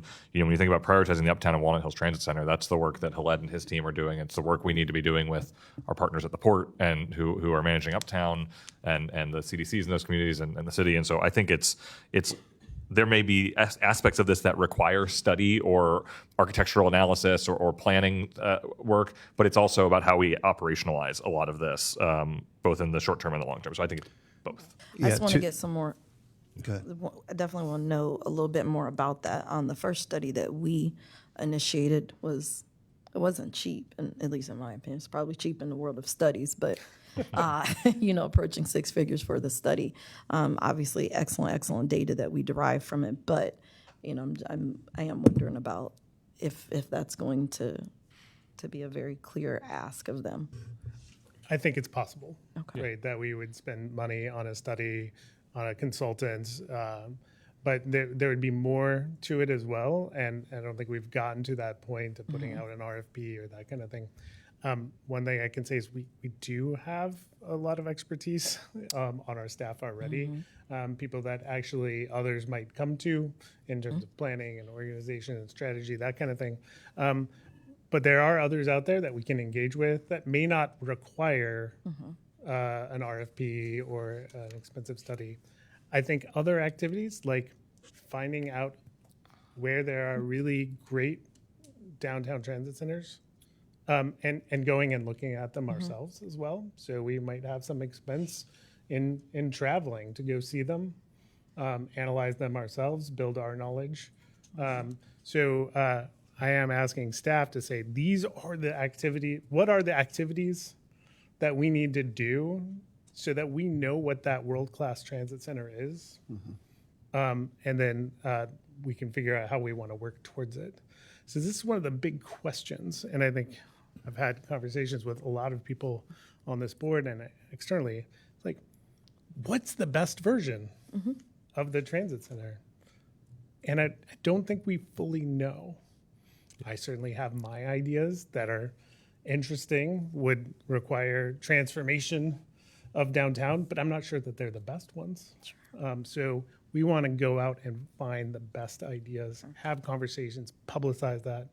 If it's through a study that we get that, if it's through other means, whatever it is. But staff, I'm asking that the board come together to ask staff to go out and find out what that is. Okay, I'm not in opposition to that. Do we have? Do we also know what our ask is? Do we know what our ask is from our community partners when we're engaging in these conversations for the short and the long term? I'm just wondering. I don't know that we know the list of it. I think these three things give us the ability to build the list of asks, Okay. right? So, I would love if it's to. related to a transit hub in a new area, it's hey, we think a transit hub makes sense here. How do we work with your community to build that, or find the right real estate or whatever? If it's about sort of a revitalized or refreshed government square, then it's what do you need there for it to actually work for riders and for it to feel safe for the community? I think those are different questions. And one thing I'm trying to draw out here is there may be people who are not activated, energized by the notion of a Walnut Hills Transit Center. But I'm trying to say in this motion, it's connected to the entire network, the entire city, the entire region. It serves so many people. We have to have energy behind these transformations. They are important. And I want this motion and staff to know that our board is behind pushing for those things. Mr. Driehaus? Definitely proven that we're behind those things for sure. Yep. To the extent that a motion today conveys that we are providing operational and strategic leadership in this community around a critical public service, and to the extent that we're inviting other leaders, elected or non-elected, to help us, as KZ highlighted, pursue public policy that would support public policy decisions by other decision makers. I'm supportive of this notion. The multimodal is years in the making, and we need leaders to support our leaders who are already leading on this subject, in my opinion, to help us take this further. That's what I hear. That's what I think we're trying to accomplish in these words, and that's smart. So I'm supportive of a motion today for that reason, but basically we need to acknowledge a leadership that's already happening, right?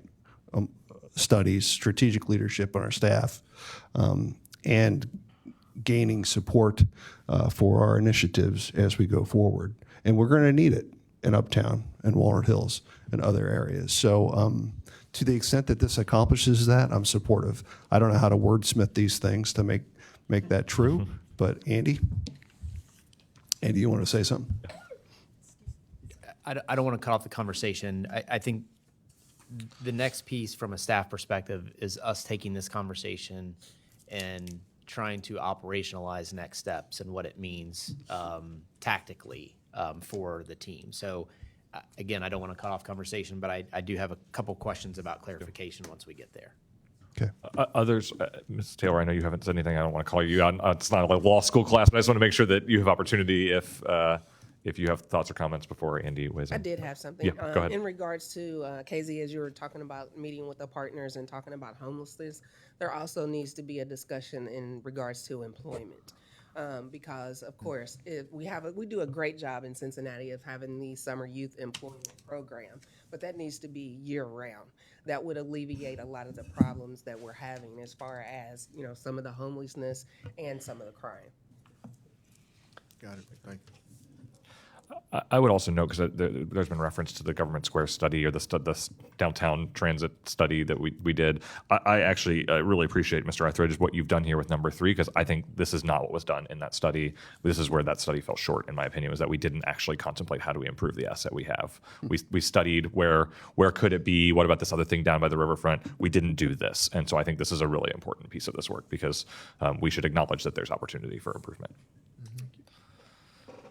So when I think about operationalizing the motion, from a staff perspective, I kind of see 3 buckets, if you will.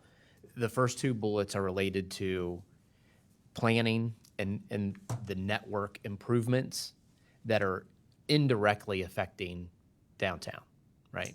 And so that's the planning and the route analysis and the nodal analysis that we're doing that isn't directly hands-on downtown. It's hands-on the network that would affect outcomes downtown.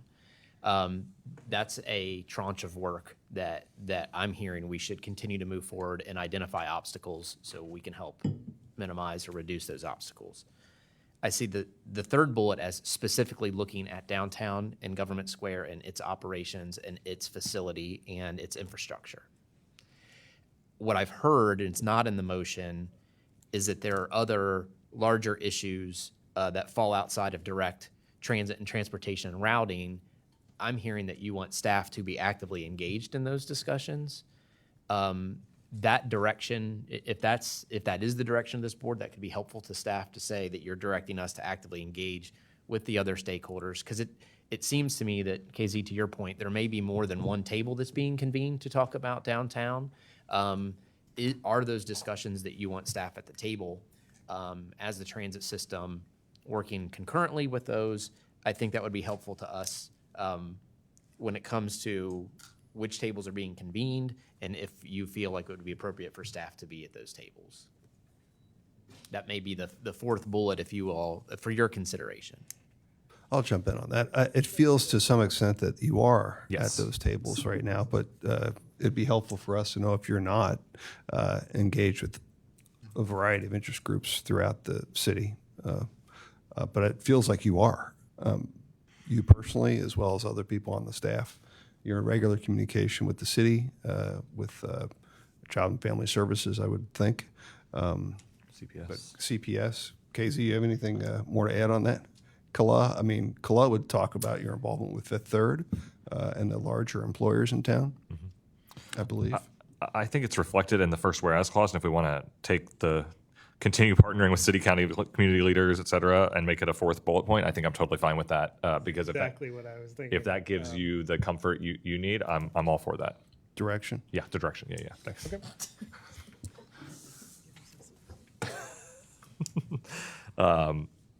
All right, so I'm going to attempt to read the revised version of this as my notes reflect it.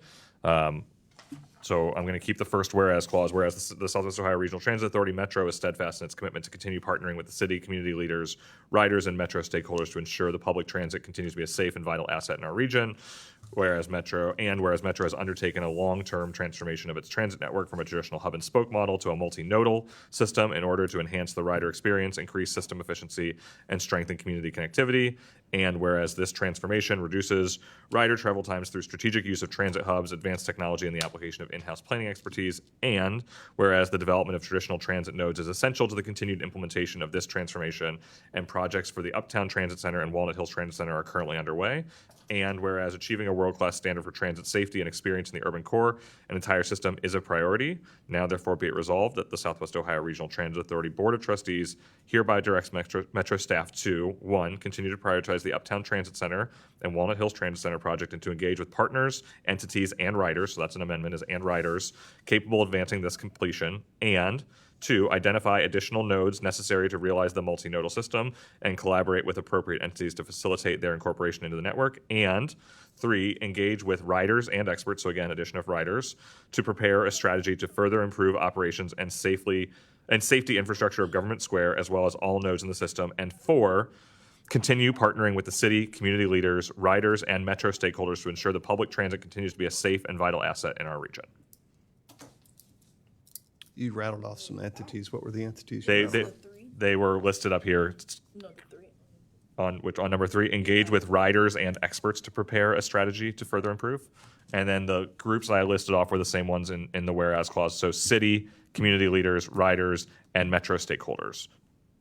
Metro stakeholders is a pretty big umbrella that captures everyone else. 4 is continue partnering with the city, community leaders, riders, and Metro stakeholders to ensure public transit continues to be a safe and vital asset for our region. I would be open to that being a little bit more specific and be about downtown if that's what folks want, if that's the direction you feel like you're needing, Andy, or if that captures it, then. I mean, county, CPS, Yeah. I don't know. Yeah, Why is the county not listed? That's a great question. I think as we've been related to downtown safety, it's been mostly engagement with the city. But I think we could revise that to say with city, county, other public entities, community leaders, riders, and Metro stakeholders. Good. That makes sense? Say it one more time. I didn't write it The down. city, county, other public entities, community leaders, riders, and Metro stakeholders. Editing in real time. That's a good edit, Dan. Good catch.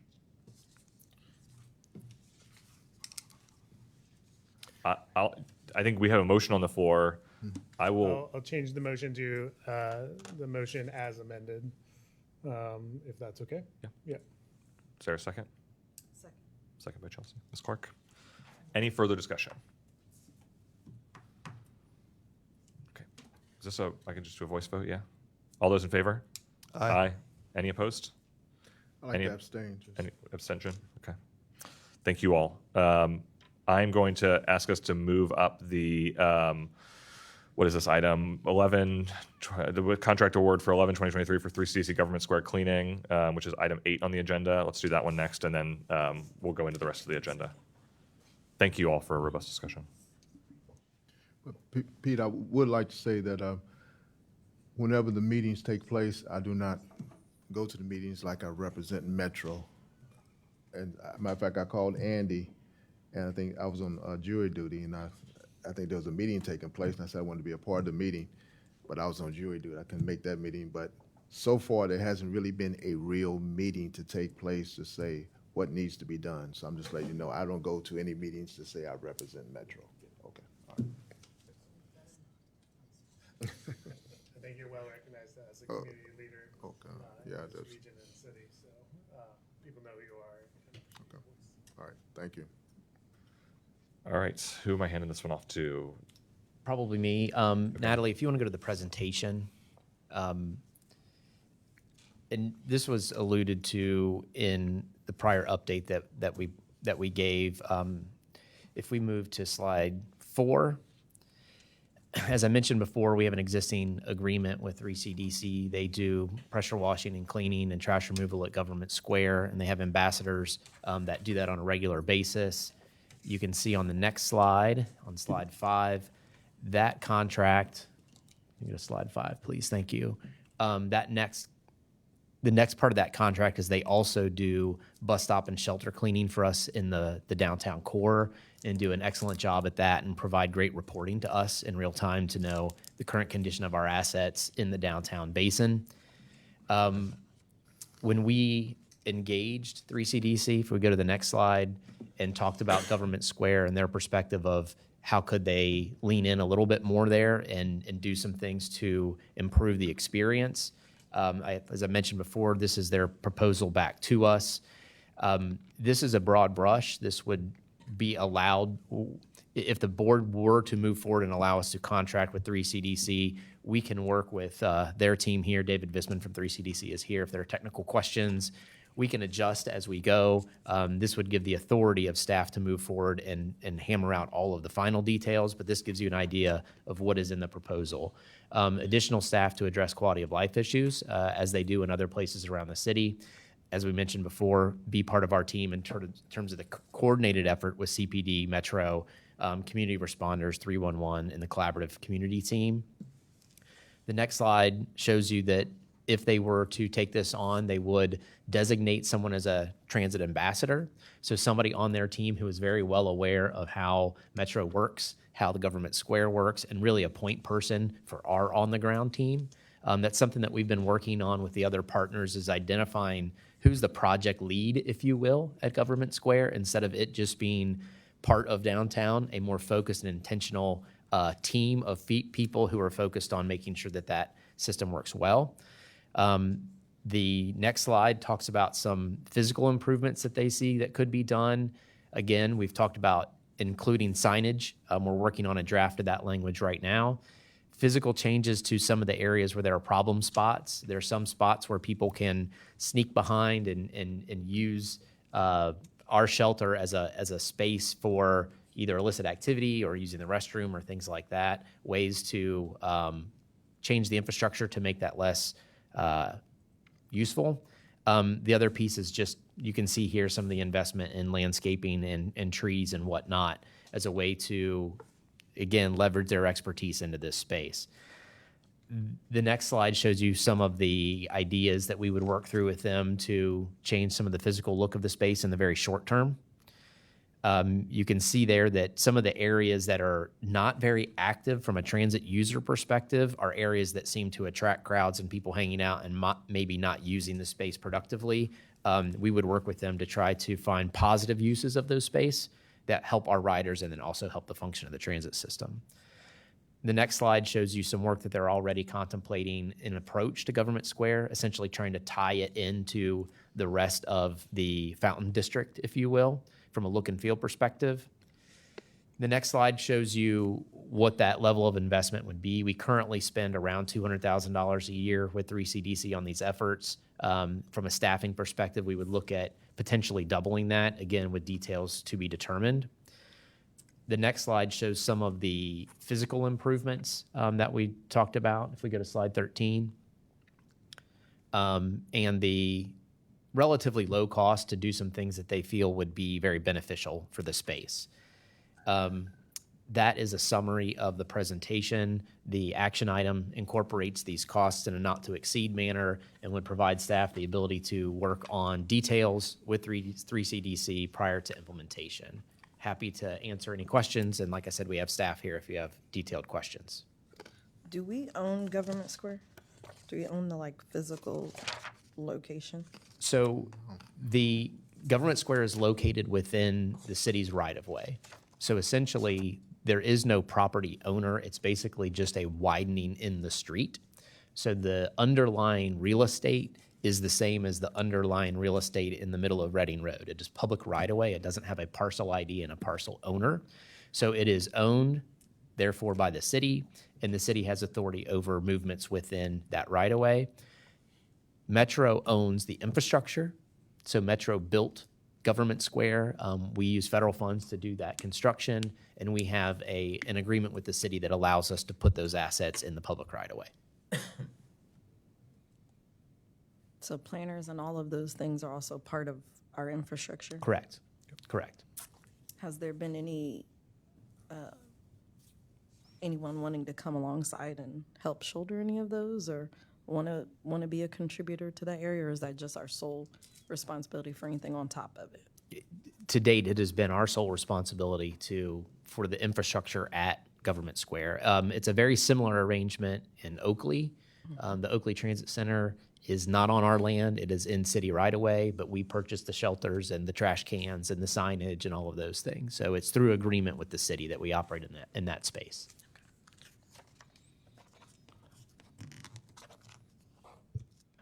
I don't want to cut off conversation, but I will move approval of this motion. Can still have additional discussion. Second. Motion's approved and seconded. Any additional discussion on this topic?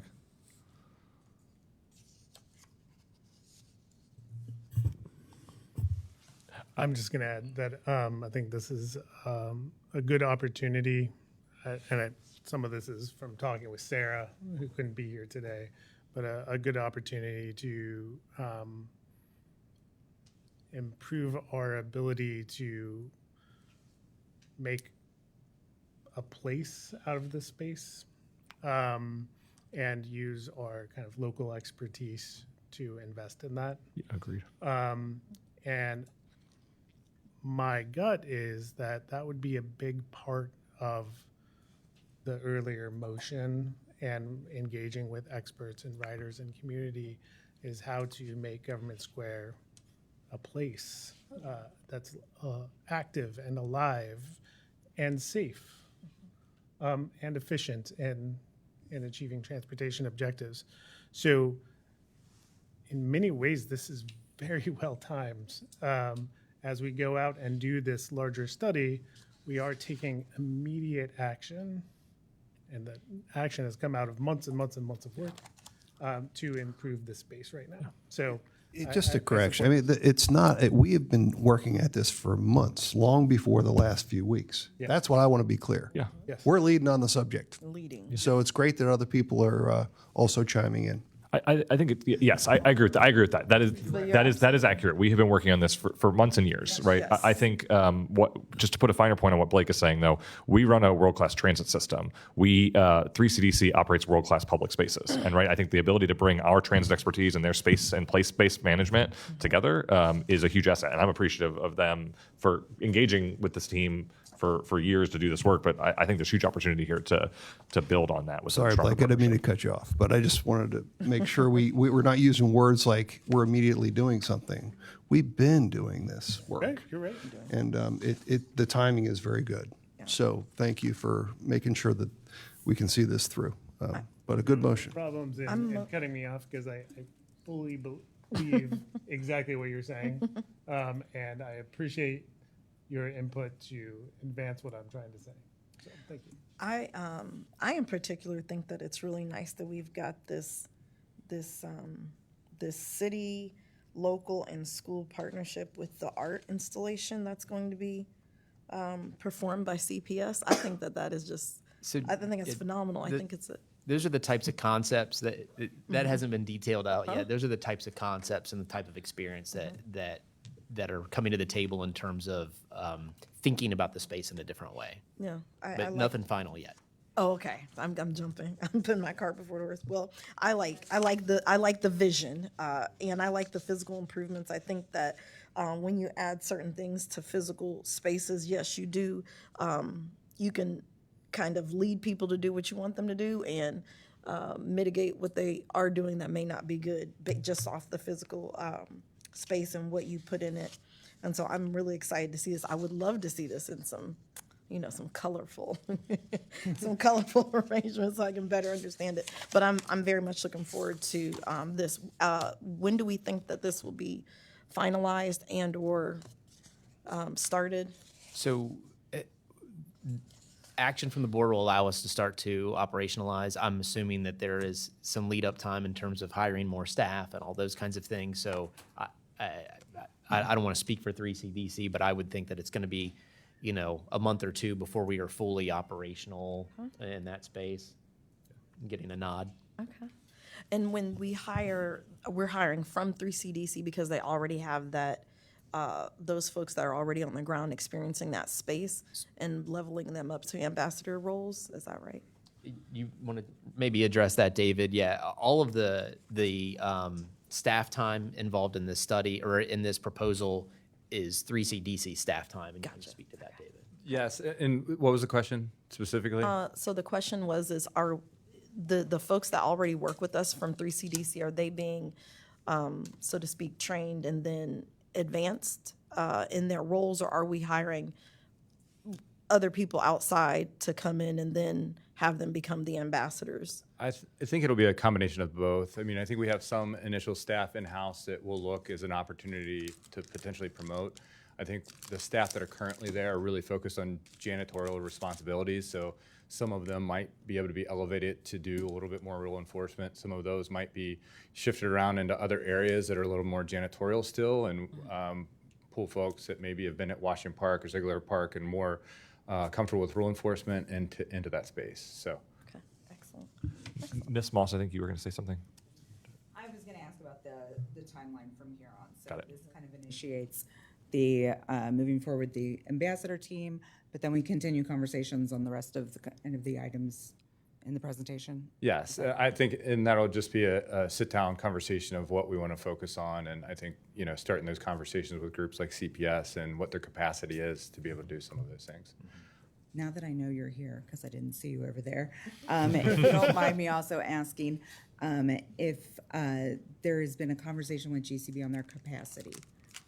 I work very closely with GCB. We currently have 5 homeless outreach workers in downtown. And then a couple years ago, because we were seeing a really high need for really chronic homeless, where we would see these same 10 to 15 individuals, we kind of spun out a very specific chronic outreach program. That those are caseworkers that only have 8 to 10 individuals on their caseload. We have a lot of those individuals that are actually housed now, but we're still going every day and meeting with them in the housing. We have set a benchmark of kind of rolling out of that after a year.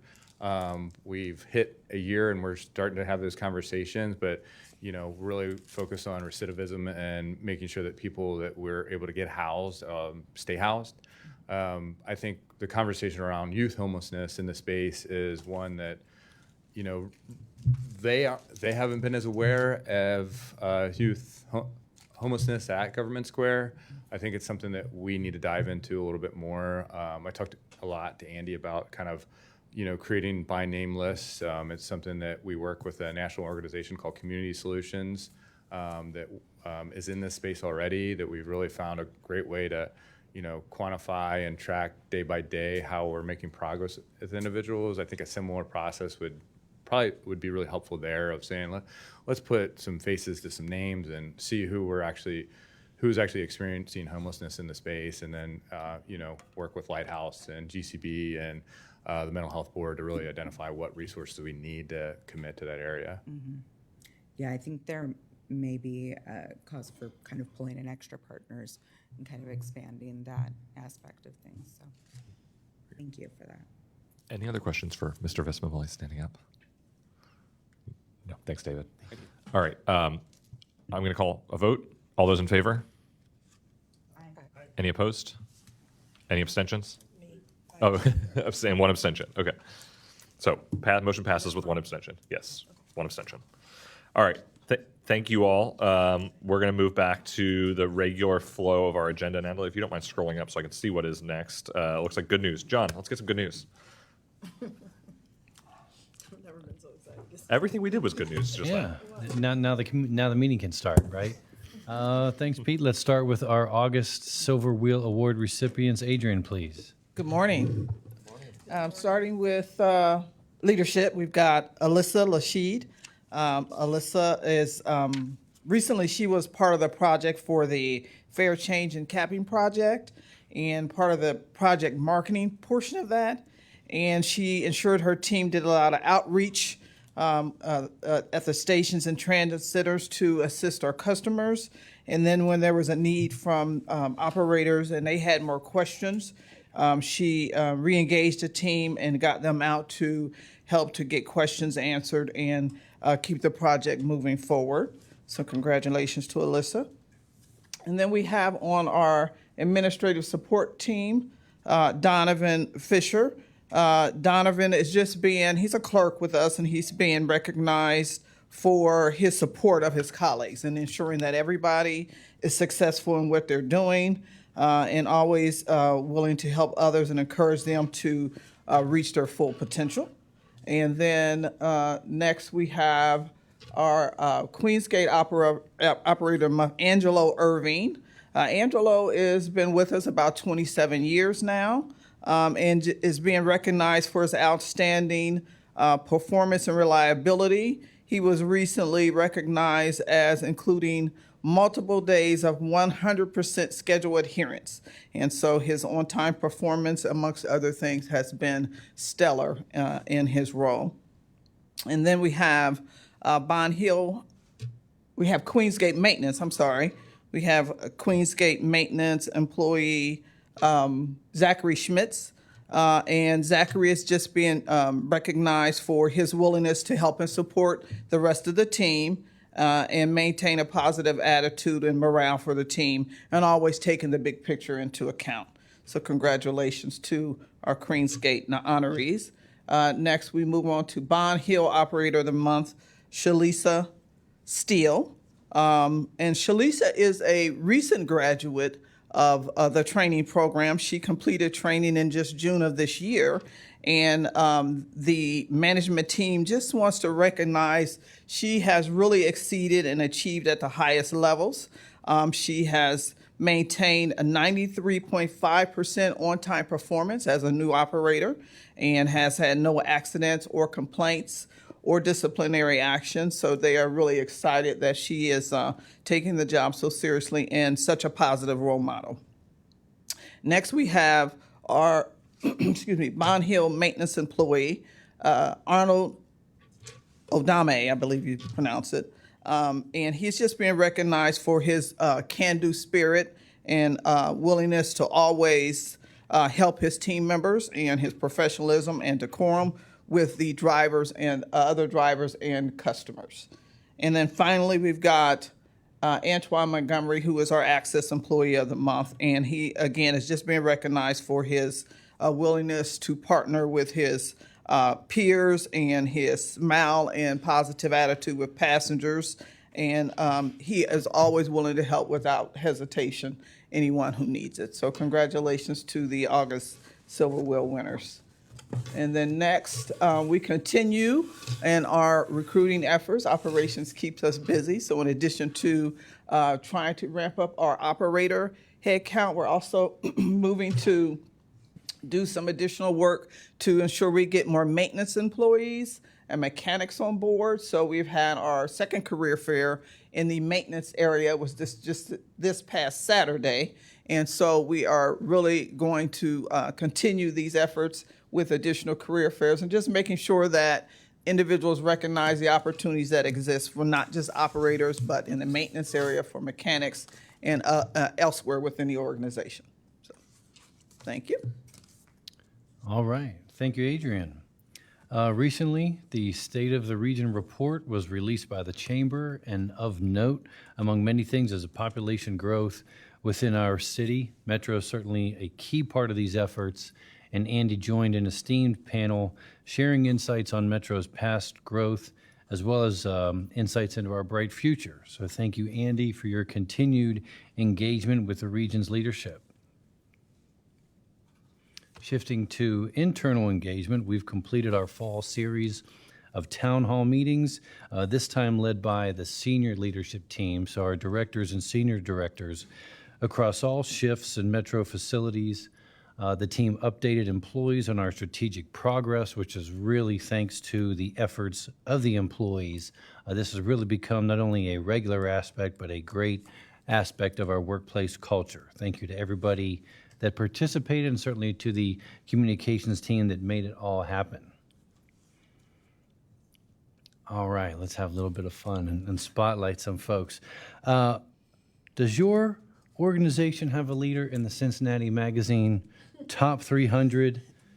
Does your organization have multiple? Yeah? Yes? Next slide. Do you have multiple honorees in the Cincinnati Top 300? Or do you have 2 honorees this year that I believe I'm counting correctly have 7 such years of being honorees between them? I think Andy is the clubhouse leader with 4, but Raquel is on a 3-year streak. I think I've got that right. Congratulations to Andy and Raquel Howard-Smith for being included in the 2025 Cincinnati Magazine's Top 300. Well done.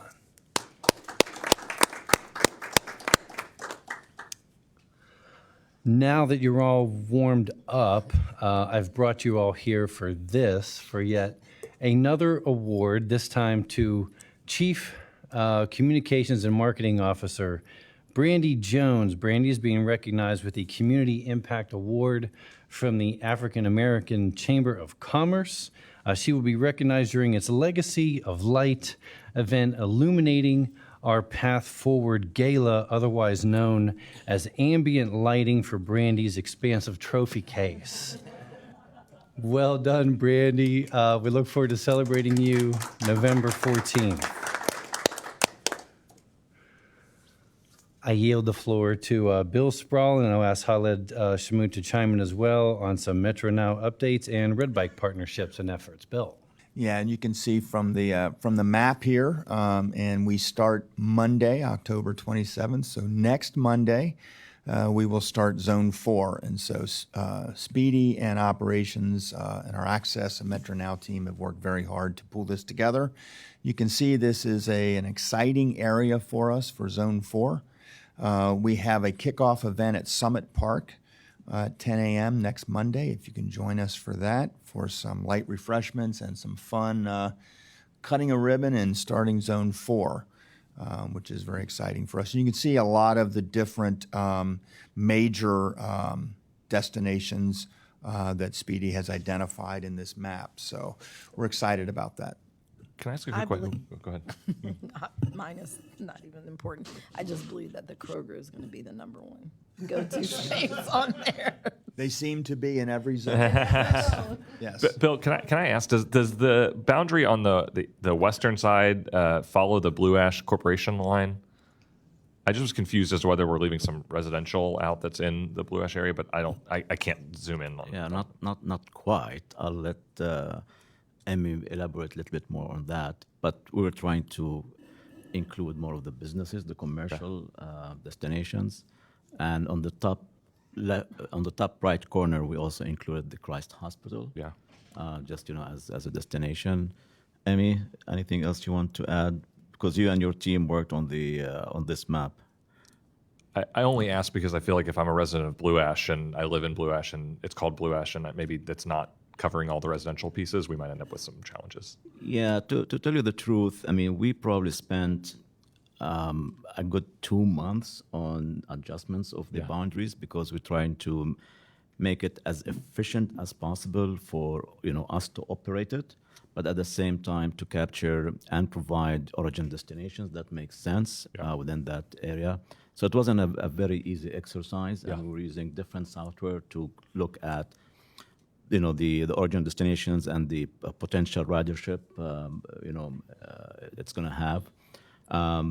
We thought this is the best compromise, the kind of optimal solution. But just like we did with the other zones that we have already deployed, as we go, we'll make further adjustments. Got it. Thanks. Next.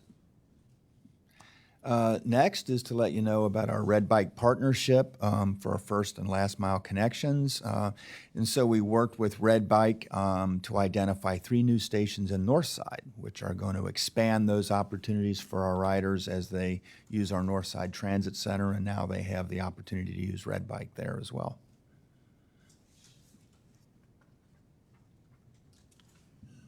We'll bring up Brandy Jones for some exciting engagement news. Brandy? Good morning. Beginning today, we will have public meetings to engage the community to collect feedback regarding pending service improvements that would potentially go into effect December 7th. I do have a moment of edit. Just recently, we have changed the location to be here in this building on the 23rd floor. Same time, so it's not at the library, it'll be here today. That's a breaking development. And then, of course, there's going to be a virtual meeting tomorrow and another physical meeting at the Madisonville Public Library tomorrow as well. The biggest change, if you will, is the addition of a new Route 10 that will serve the Woodburn, Erie, and Bramble area, which is making an adjustment to the current Route 11 to better accommodate through this new route. So we hope that it will be a positive change for our community, but we certainly want to hear from all voices before any changes are made.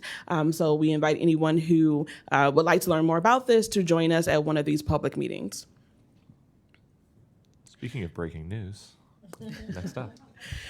We've been excited to share that Local 12, for the past several months now, have been riding our buses and broadcasting from our Metro bus, the morning news. They call it ARC on the Go. And it features anchors Jen Dalton and Bob Herzog, who just bring so much energy into the morning. And they explore different destinations that you can visit on the Metro and how you can just enjoy our city. And so we are super excited that they have had great interest in doing so, and it looks like they will want to continue for more months. So if you haven't already seen the live broadcast from our buses, we do encourage you to tune in on those mornings. And they also have on their website some of the past ones. So if you're kind of interested into seeing how they've done this, you're welcome to go on their website and check those out too. And then finally is our Adopt a Spot program. We are excited to partner with Keep Cincinnati Beautiful. They have a program that is very popular called Adopt a Spot, and they partner with different businesses and individual volunteers throughout the county who literally will adopt a spot. And now we're expanding this to bus stops and shelters. So they would pick up trash, do some light landscaping, and keep up ongoing maintenance. We are so excited for this partnership. Keep Cincinnati Beautiful will supply all the materials, work with the partners, and thus forth, just to help make sure that our community remains fabulous. So if there's anyone who is interested in being a part of this program, we do invite you to go to that URL, to the Keep Cincinnati Beautiful website to register to be a volunteer. Thank you. All right. Thanks, Brandy. From town halls and coffee chats to BRT public outreach and ERM open house, we've been everywhere. That's the news. Thank you all. All right, I'm going to hand it over to Khaled first, I think, and then Bill, or is it reverse? I'll start. Okay. Thank you. That's better. All right. Ridership. As you heard earlier from Tim, the September ridership was at 1.25 million, slightly higher than last year's September, but still about 8% lower than the budgeted number. Year to date, we're at almost 10 million, about 9.8 million, and at still about 8.9% lower than budgeted. For access, ridership continues to grow. We carried 15,860 this past September, about 8% more than we did September of last year. Year to date, we're at 134,550 trips. Next. Metro now, again, knock on wood, no surprises there, continues to grow, which is really great. We are almost hitting the 12,000 mark in September, and that's more, 6.7% higher than budgeted. Year to date, we are just short of 98,000 trips. Next. In terms of productivities for local service, for September, we were at 15 passengers per hour compared to 15.9 as budgeted. Express is also, increasing slightly. We're at 7.9 versus 11.4 budgeted. Access slipped down a little bit. We're at 1.87 passengers per hour. Budgeted is at 2.2 passengers per hour. And Metro now is still pretty healthy at 3.5 passengers per hour. That's for the two mature zones. Next. And with that, I will turn it over to Bill. Yes. So we switch over to our service quality metrics. We start with on-time performance. You can see the fixed route system. The last couple of months, those are directly related to schools back in session and the effect that that has on everything from traffic patterns to passenger loads, boarding and deboardings at different bus stops. So we work through those. We have had a better August and September than we've had in the prior couple of years, so that is trending positive, and we expect this to improve as we go forward. Next. Access on time performance has remained strong. You see a little bit of an effect there, and that's also related to the changing traffic patterns, and I think probably everybody in here has experienced that during September as schools go back in session and travel patterns change a little bit, and we adjust to those traffic patterns. Metro Now has remained strong as well and continues to perform well, even with the additional zones, and we look forward to adding Zone 4 into this chart beginning in November. Fixed route missed trips has been a little bit of a stubborn piece for us, but significantly lower than where we've been in the past. And we are at 99.2% of our trips operated, so that's very good.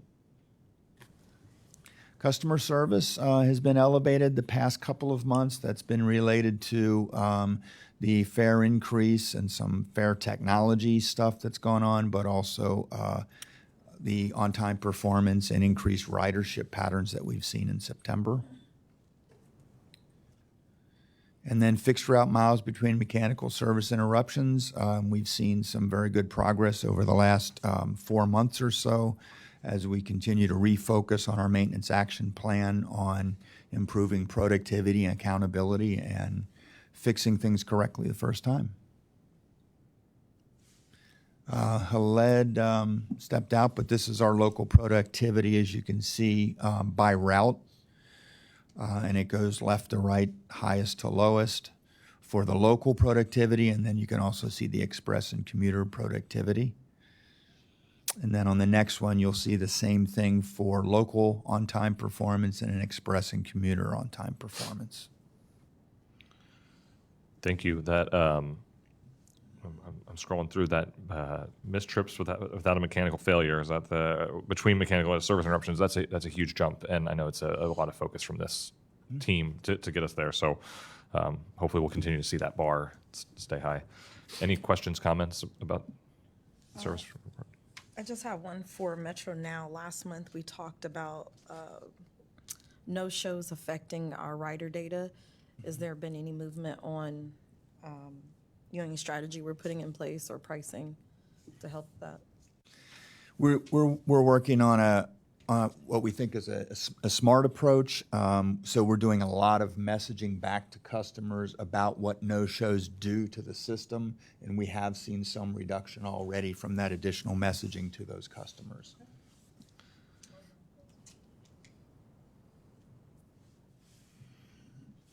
All right. Metro Rapid update. Sorry, one more question. I'm sorry. John, I think we had talked also last month about CPS passes were down. We thought it might be because of the on-start of school. Have we seen that rebound yet?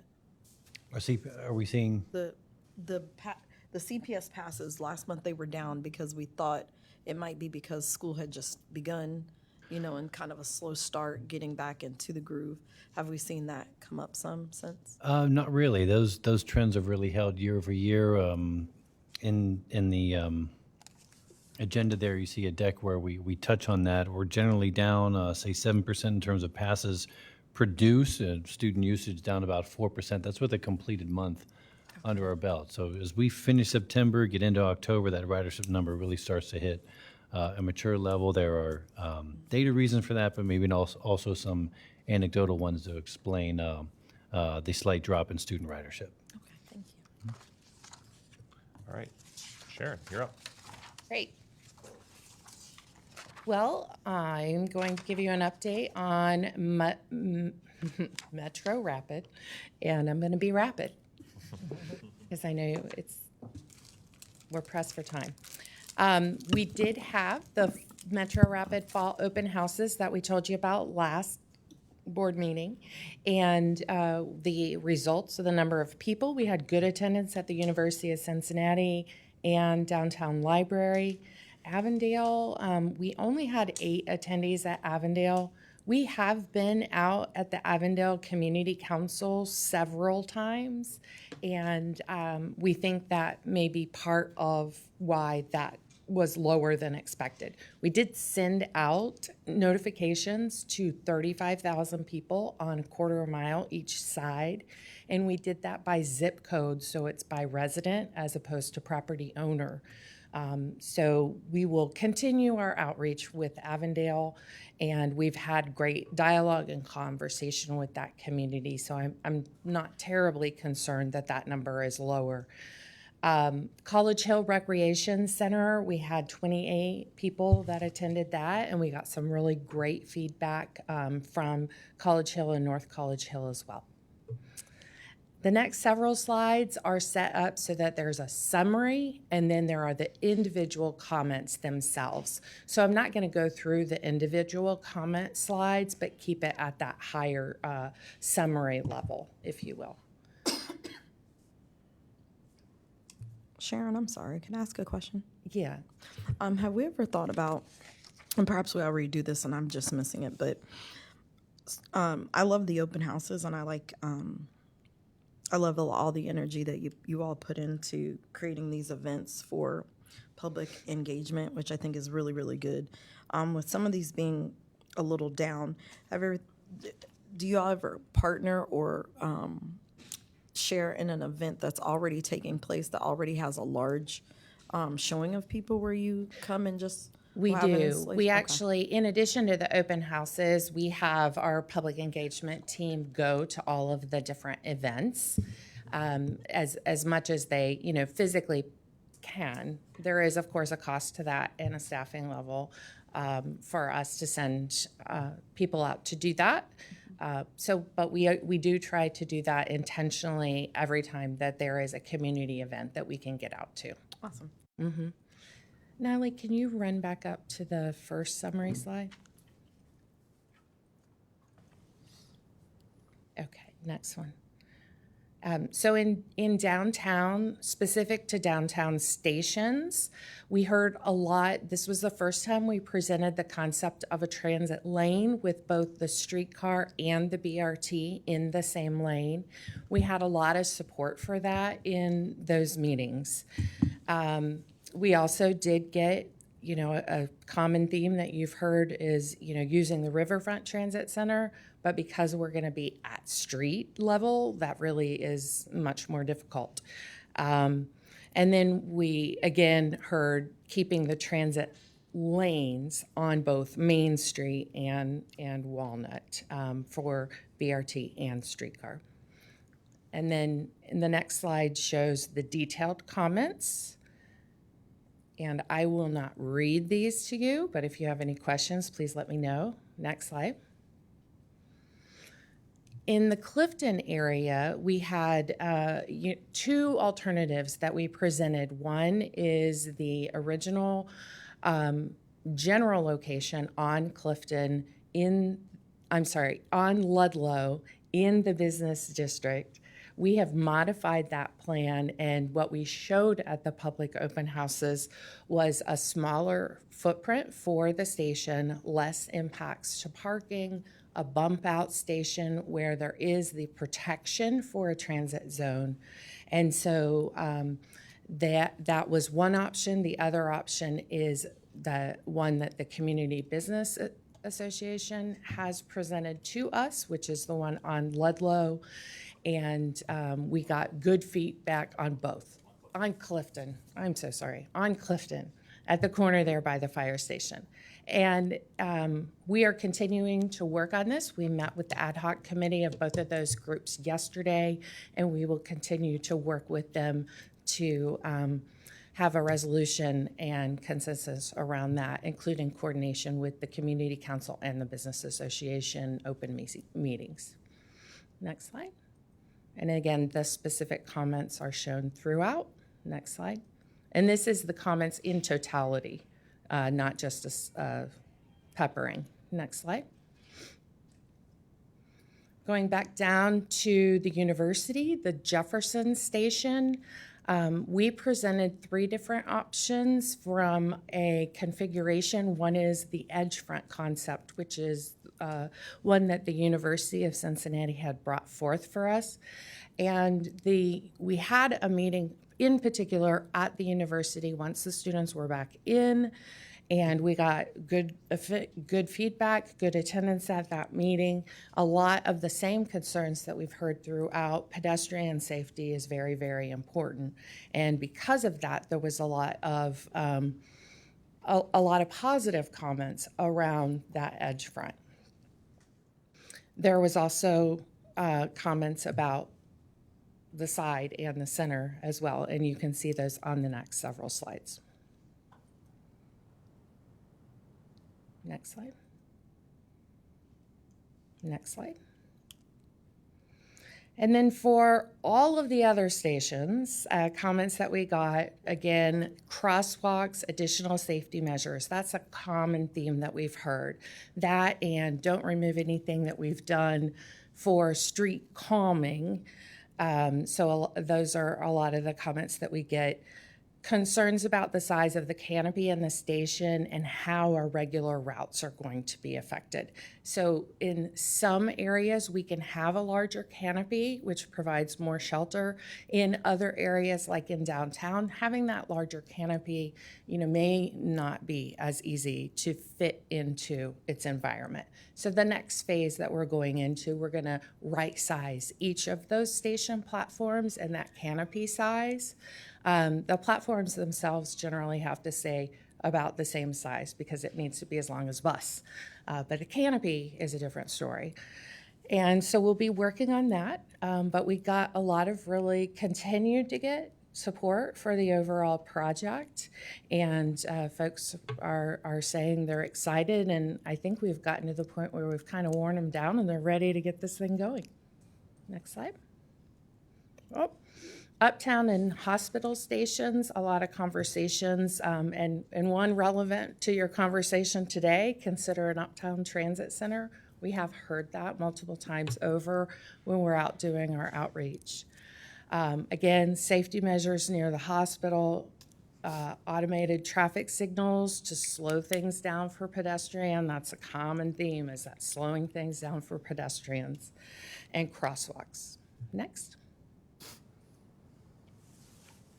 Hamilton Avenue, asked for coordination with the library. We actually talked with the member there last night, and we are working with the city of Cincinnati to set up a meeting with the libraries so that we get more information out to the staff that are working in the libraries so that we all understand where we're going to be relative to the libraries. An important stop for a BRT is the library. And then some questions about location on Cincinnati Children's North Side. We'll continue to work on that. And again, traffic calming. And then we heard a request for park and ride lots in the areas that are further out. Next slide. Who took that picture? There's a better side of me than that side. That's a great picture. Oh, brutal. Object to Ms. Clark's comments. Go ahead, Ms. Lacombe. A lot of the same comments here, size and scale of that canopy. So that's going to be part of the next effort that we're going to be doing. And then what's going to happen to our BRT, our regular routes. That has been a common theme throughout all of our engagement, and we will be doing a refined bus operating plan specific to the routes that run on the same roads as the BRT will. We have a basic assumption that we would continue underlying service on those 2 routes because they're not the exact same geography, and we would exclude riders if we did that. That's why why we're hearing this concern, and we definitely will be addressing that with our final refinements, but that underlying service will continue. And that was one of the things that Holland will explain. We heard from a lot of BRT cities that were visited during the planning phase that was something you want to keep in place. When you say continue underlying service, does that mean at the same levels as we have today, or is that what the refinement you're talking about? There would be a reduced level, because BRT would then provide that longer and more rapid trip, but it wouldn't be excluded. And I think that's the fear that some folks have, is that their normal Route 42 or their normal 17 would go away, and that's not the case. Yeah, got it. I think we will definitely want to engage on some of that, I think, meaningfully when the time comes. Absolutely. Next slide. Same themes here. Excited, worried about the 17, can't wait for it to happen. And then bicycle coordination, which we're doing at all of our locations. So really great feedback, continuous themes that we've heard throughout the last year and a half, and we're continuing to work on including those into our designs. Next slide. We are also reaching out to our community councils, and we did give you a list at last meeting, and we've had to make some revisions to that based on some staffing inabilities to be at two places at once, and then also some other commitments that I personally had with a conference that I attended and spoke at with Holland last week. So we made some modifications. I'm going to get you an updated list of this by the end of today. And even since we published this yesterday, we have a new one on the next slide. In November, Roselawn is going to be on the 11th. See how that happens. We get doubled up again on November 11th. But because of election night, I think they wanted to change, or no, I'm sorry, they're on the 6th and they're moving to the 11th. So I will get you this updated list. Next slide. That's it. That is the last slide. Any questions about BRT? Yeah, go ahead. You said you had concerns about the canopies in Avondale? What are too big, too small, or what? Not specifically in Avondale, we haven't heard that concern. Okay, Most of the comments that we've heard, I think one issue in Avondale, and we're tracking this very closely, is there is a redevelopment plan by the Avondale CDC, and that was not on the books quite yet when we originally studied the plan. So we want to make sure that there is good service and good connectivity to that area as well. But right now we're at the North Avondale Town Center, and that is the image that we have on the very first slide. But it's not defined, it's not final yet, so we can work with the community to address their needs and concerns. If I just make a comment. Thank you, Sharon. I know, we have a great team. Sharon and the rest of the staff, as well as our consultants, are doing a fantastic job on this project. And in addition, and you've seen in previous presentations, like so far over 140 different engagements, with the communities. But specifically for these two locations, the Clifton area and the University area, Jefferson Road, because these two locations were a bit, contentious. What you saw today is really a culmination of over a dozen meetings just for these two specific locations over the past, 6-7 months. And not just meetings, sharing with the information, but that included also workshops, getting their ideas, going back, to the drawing table, taking into consideration, coming up with new solutions and going back to them, back and forth. So it's been a pretty involved process, especially for these two locations, because at the end of the day, we want to come up with a solution that's really going to work for us as Metro, but also for these communities. Even with the university, it's not just meeting with the students, although there were, a couple meetings, but it's mainly meeting with the administration, the planners and architects, having, workshops with them, pin-ups and, trying to figure out things. So it's been a very, very, very demanding, process so far. And so what you just saw today is just kind of like a summary of it. But we're kind of reaching the tail end of it, which is very good, so we can move forward with the 60% design. So thank you again. Correct. Any other questions or comments about BRT? I just wanted to say thank you for coming to our safety council last night. You're so welcome. Sure. Very excited to talk to you beyond what I saw. When you were talking about the mailers you sent out in Avondale, do those include a option to follow up directly as opposed to coming in person to something? They do. Okay. They do. And just to clarify, the 35,000 mailers went to the entire route for both lines, for Reading and Hamilton. Okay. That was a clarifier that I was curious about. And then just feel like I would really like to have a conversation with a lot of these folks in Clifton about what it's really like to get off that far from whether you're going to Good Sam or the business district. So just interesting observations on their part. So thank you, Sharon. All right, let's move on to the CPS briefing. John, you're up. All right, thanks, Pete. We'll hit on some highlights here regarding student passes, both produced passes and how they're being used. And we'll give a quick highlight in terms of our on-time performance for student transportation. So over 11,000 passes have been produced for CPS students. That is down 6.6% versus the end of September 2024. Just over 7,000 of those passes have been used by students so far. You do see that number slightly creep up as the school year progresses and students try the system and get used to it. But that number is also down nearly 4% compared to 2024. Looking at the grades themselves, so as a reminder, we provide passes to eligible students at CPS schools for grades 7 through 12. So 2/3 of those grades being 9 through 12. 69% of passes are produced for 9th through 12th graders, but they have a slightly higher usage rate than those in 7th and 8th grade.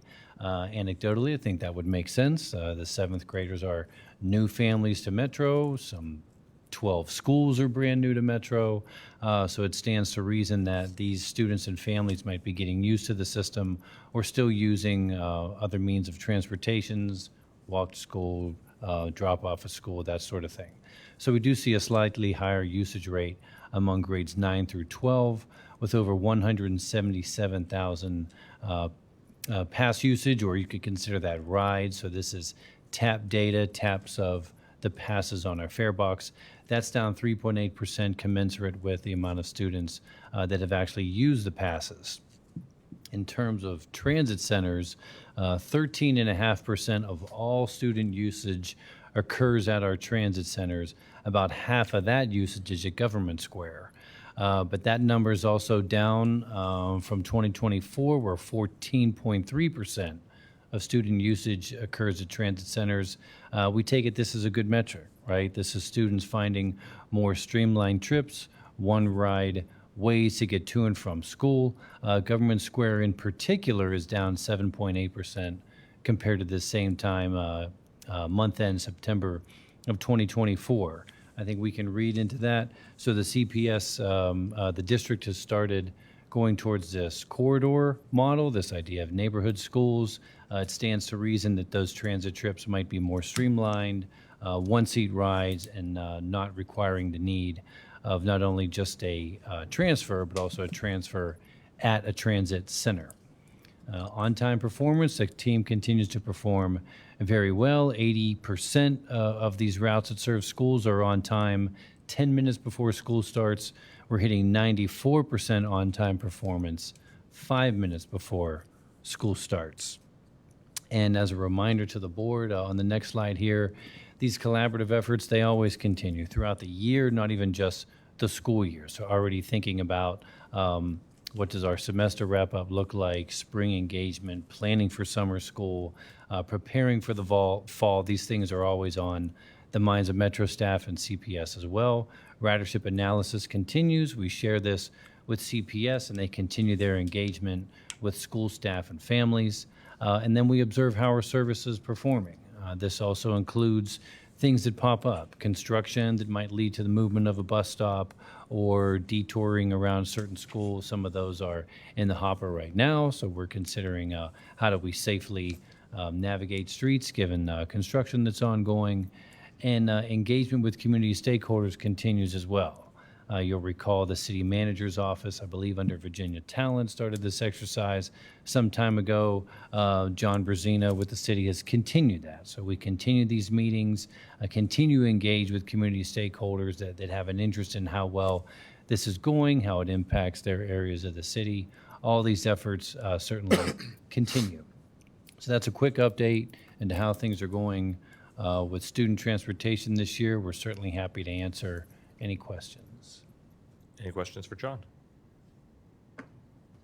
Nope. All right, let's keep moving on to our action items. We've already taken care of one of them. We have 4 more, I think.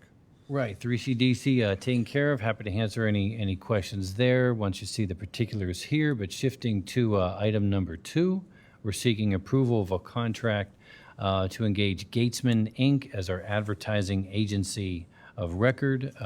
We're seeking approval of a $10 million not-to-exceed authority to cover a 5-year contract term.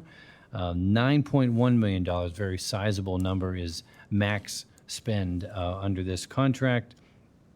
We seek partnering with an outside agency for the creation of advertising materials, helping with our media buys, executing our marketing plans, all of this designed to advance our strategic priorities.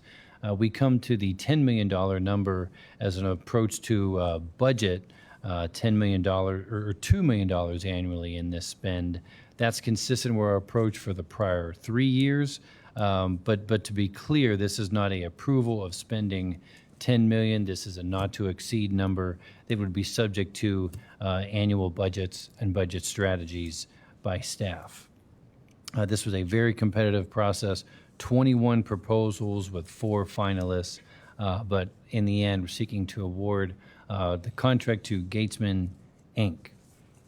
Next item there concerns electric vehicle charging stations.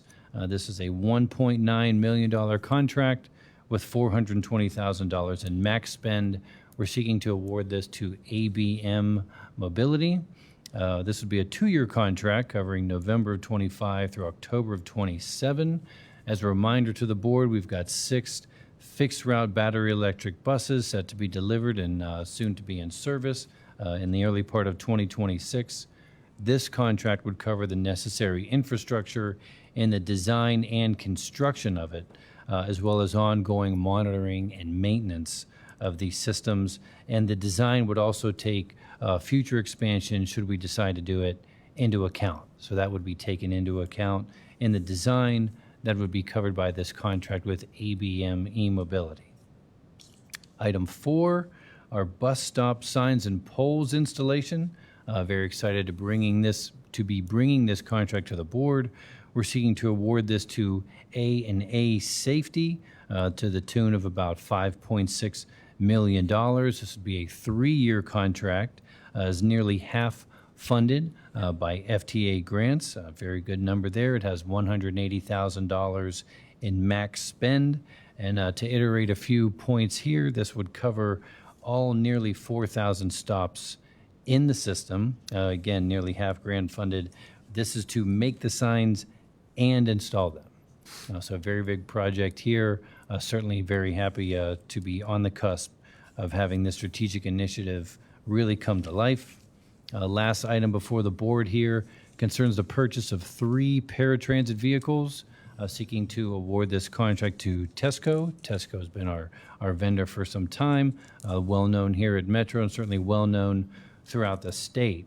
We'd be procuring these 3 vehicles under a state contract, which certainly helps with pricing, and it is also 80% grant funded, which back in the day, that was pretty much the norm for getting federal matching for fleet.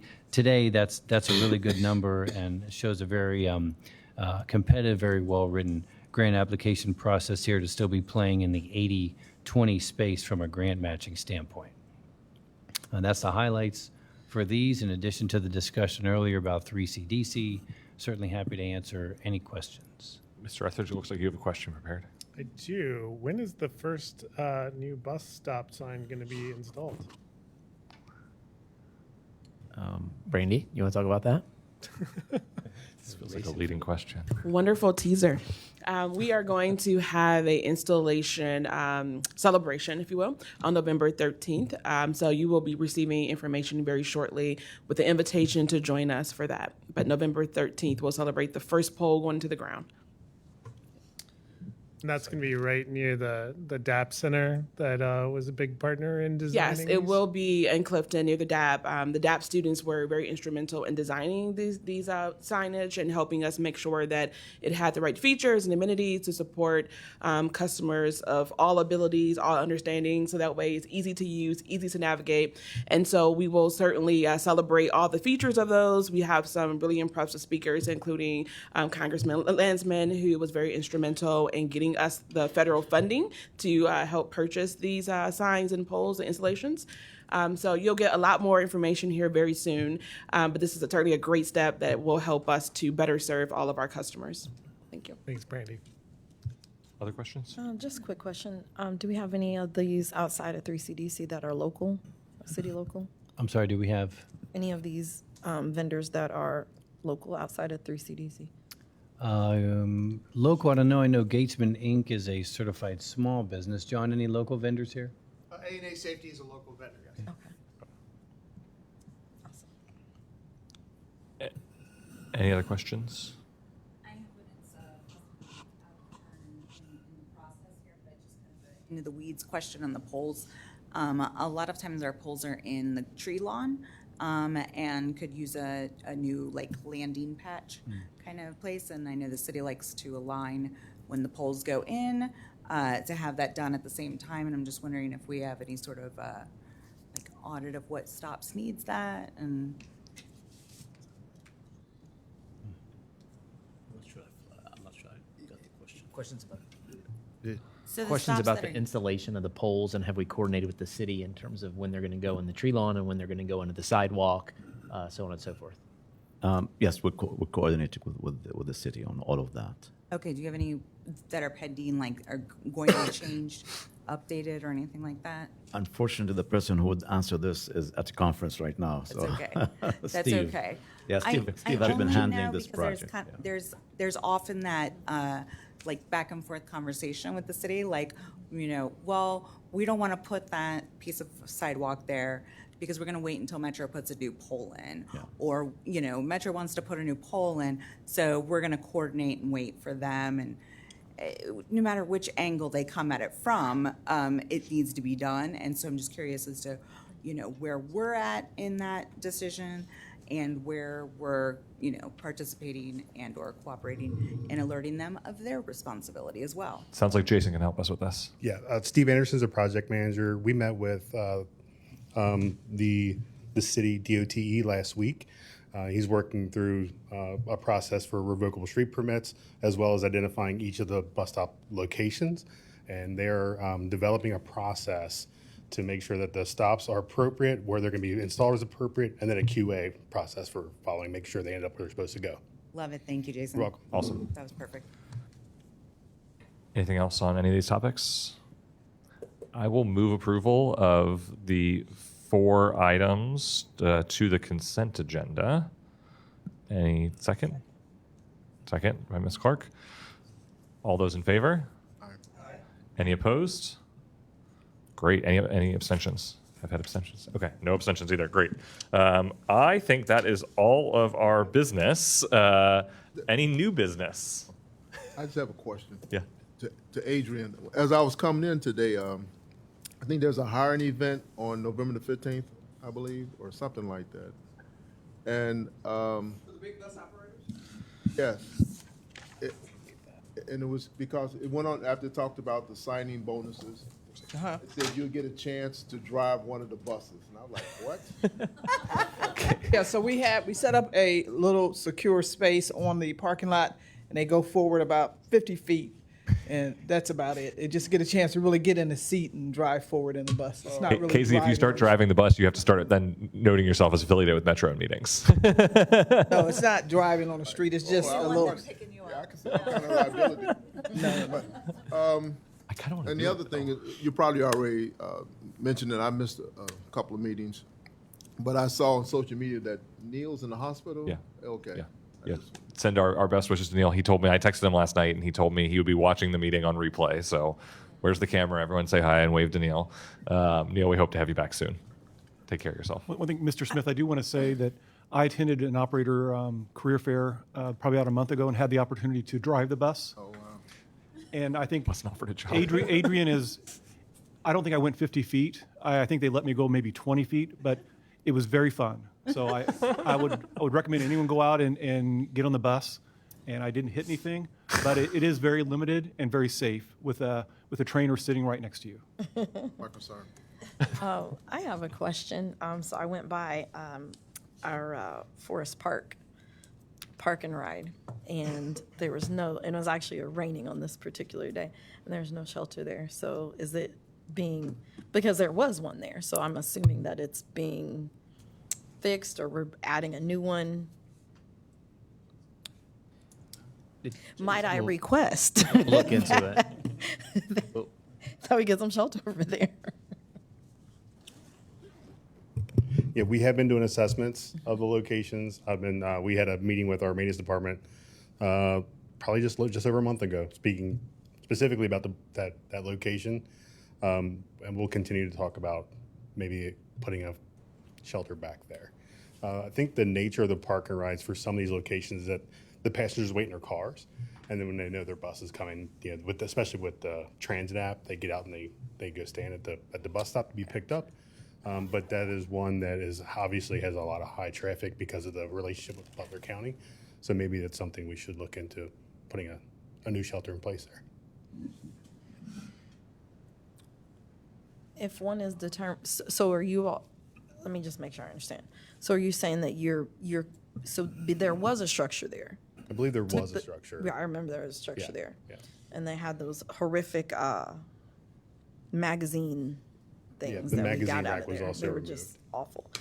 So those got removed. So then the shelter goes away. So we remove a shelter without any plans of replacing it, because there's no plan to replace it. That's just what I'm hearing. Yeah, I'm not aware of a plan to replace it, but it's something that we'll certainly look into. Yeah, we'll look into that, definitely.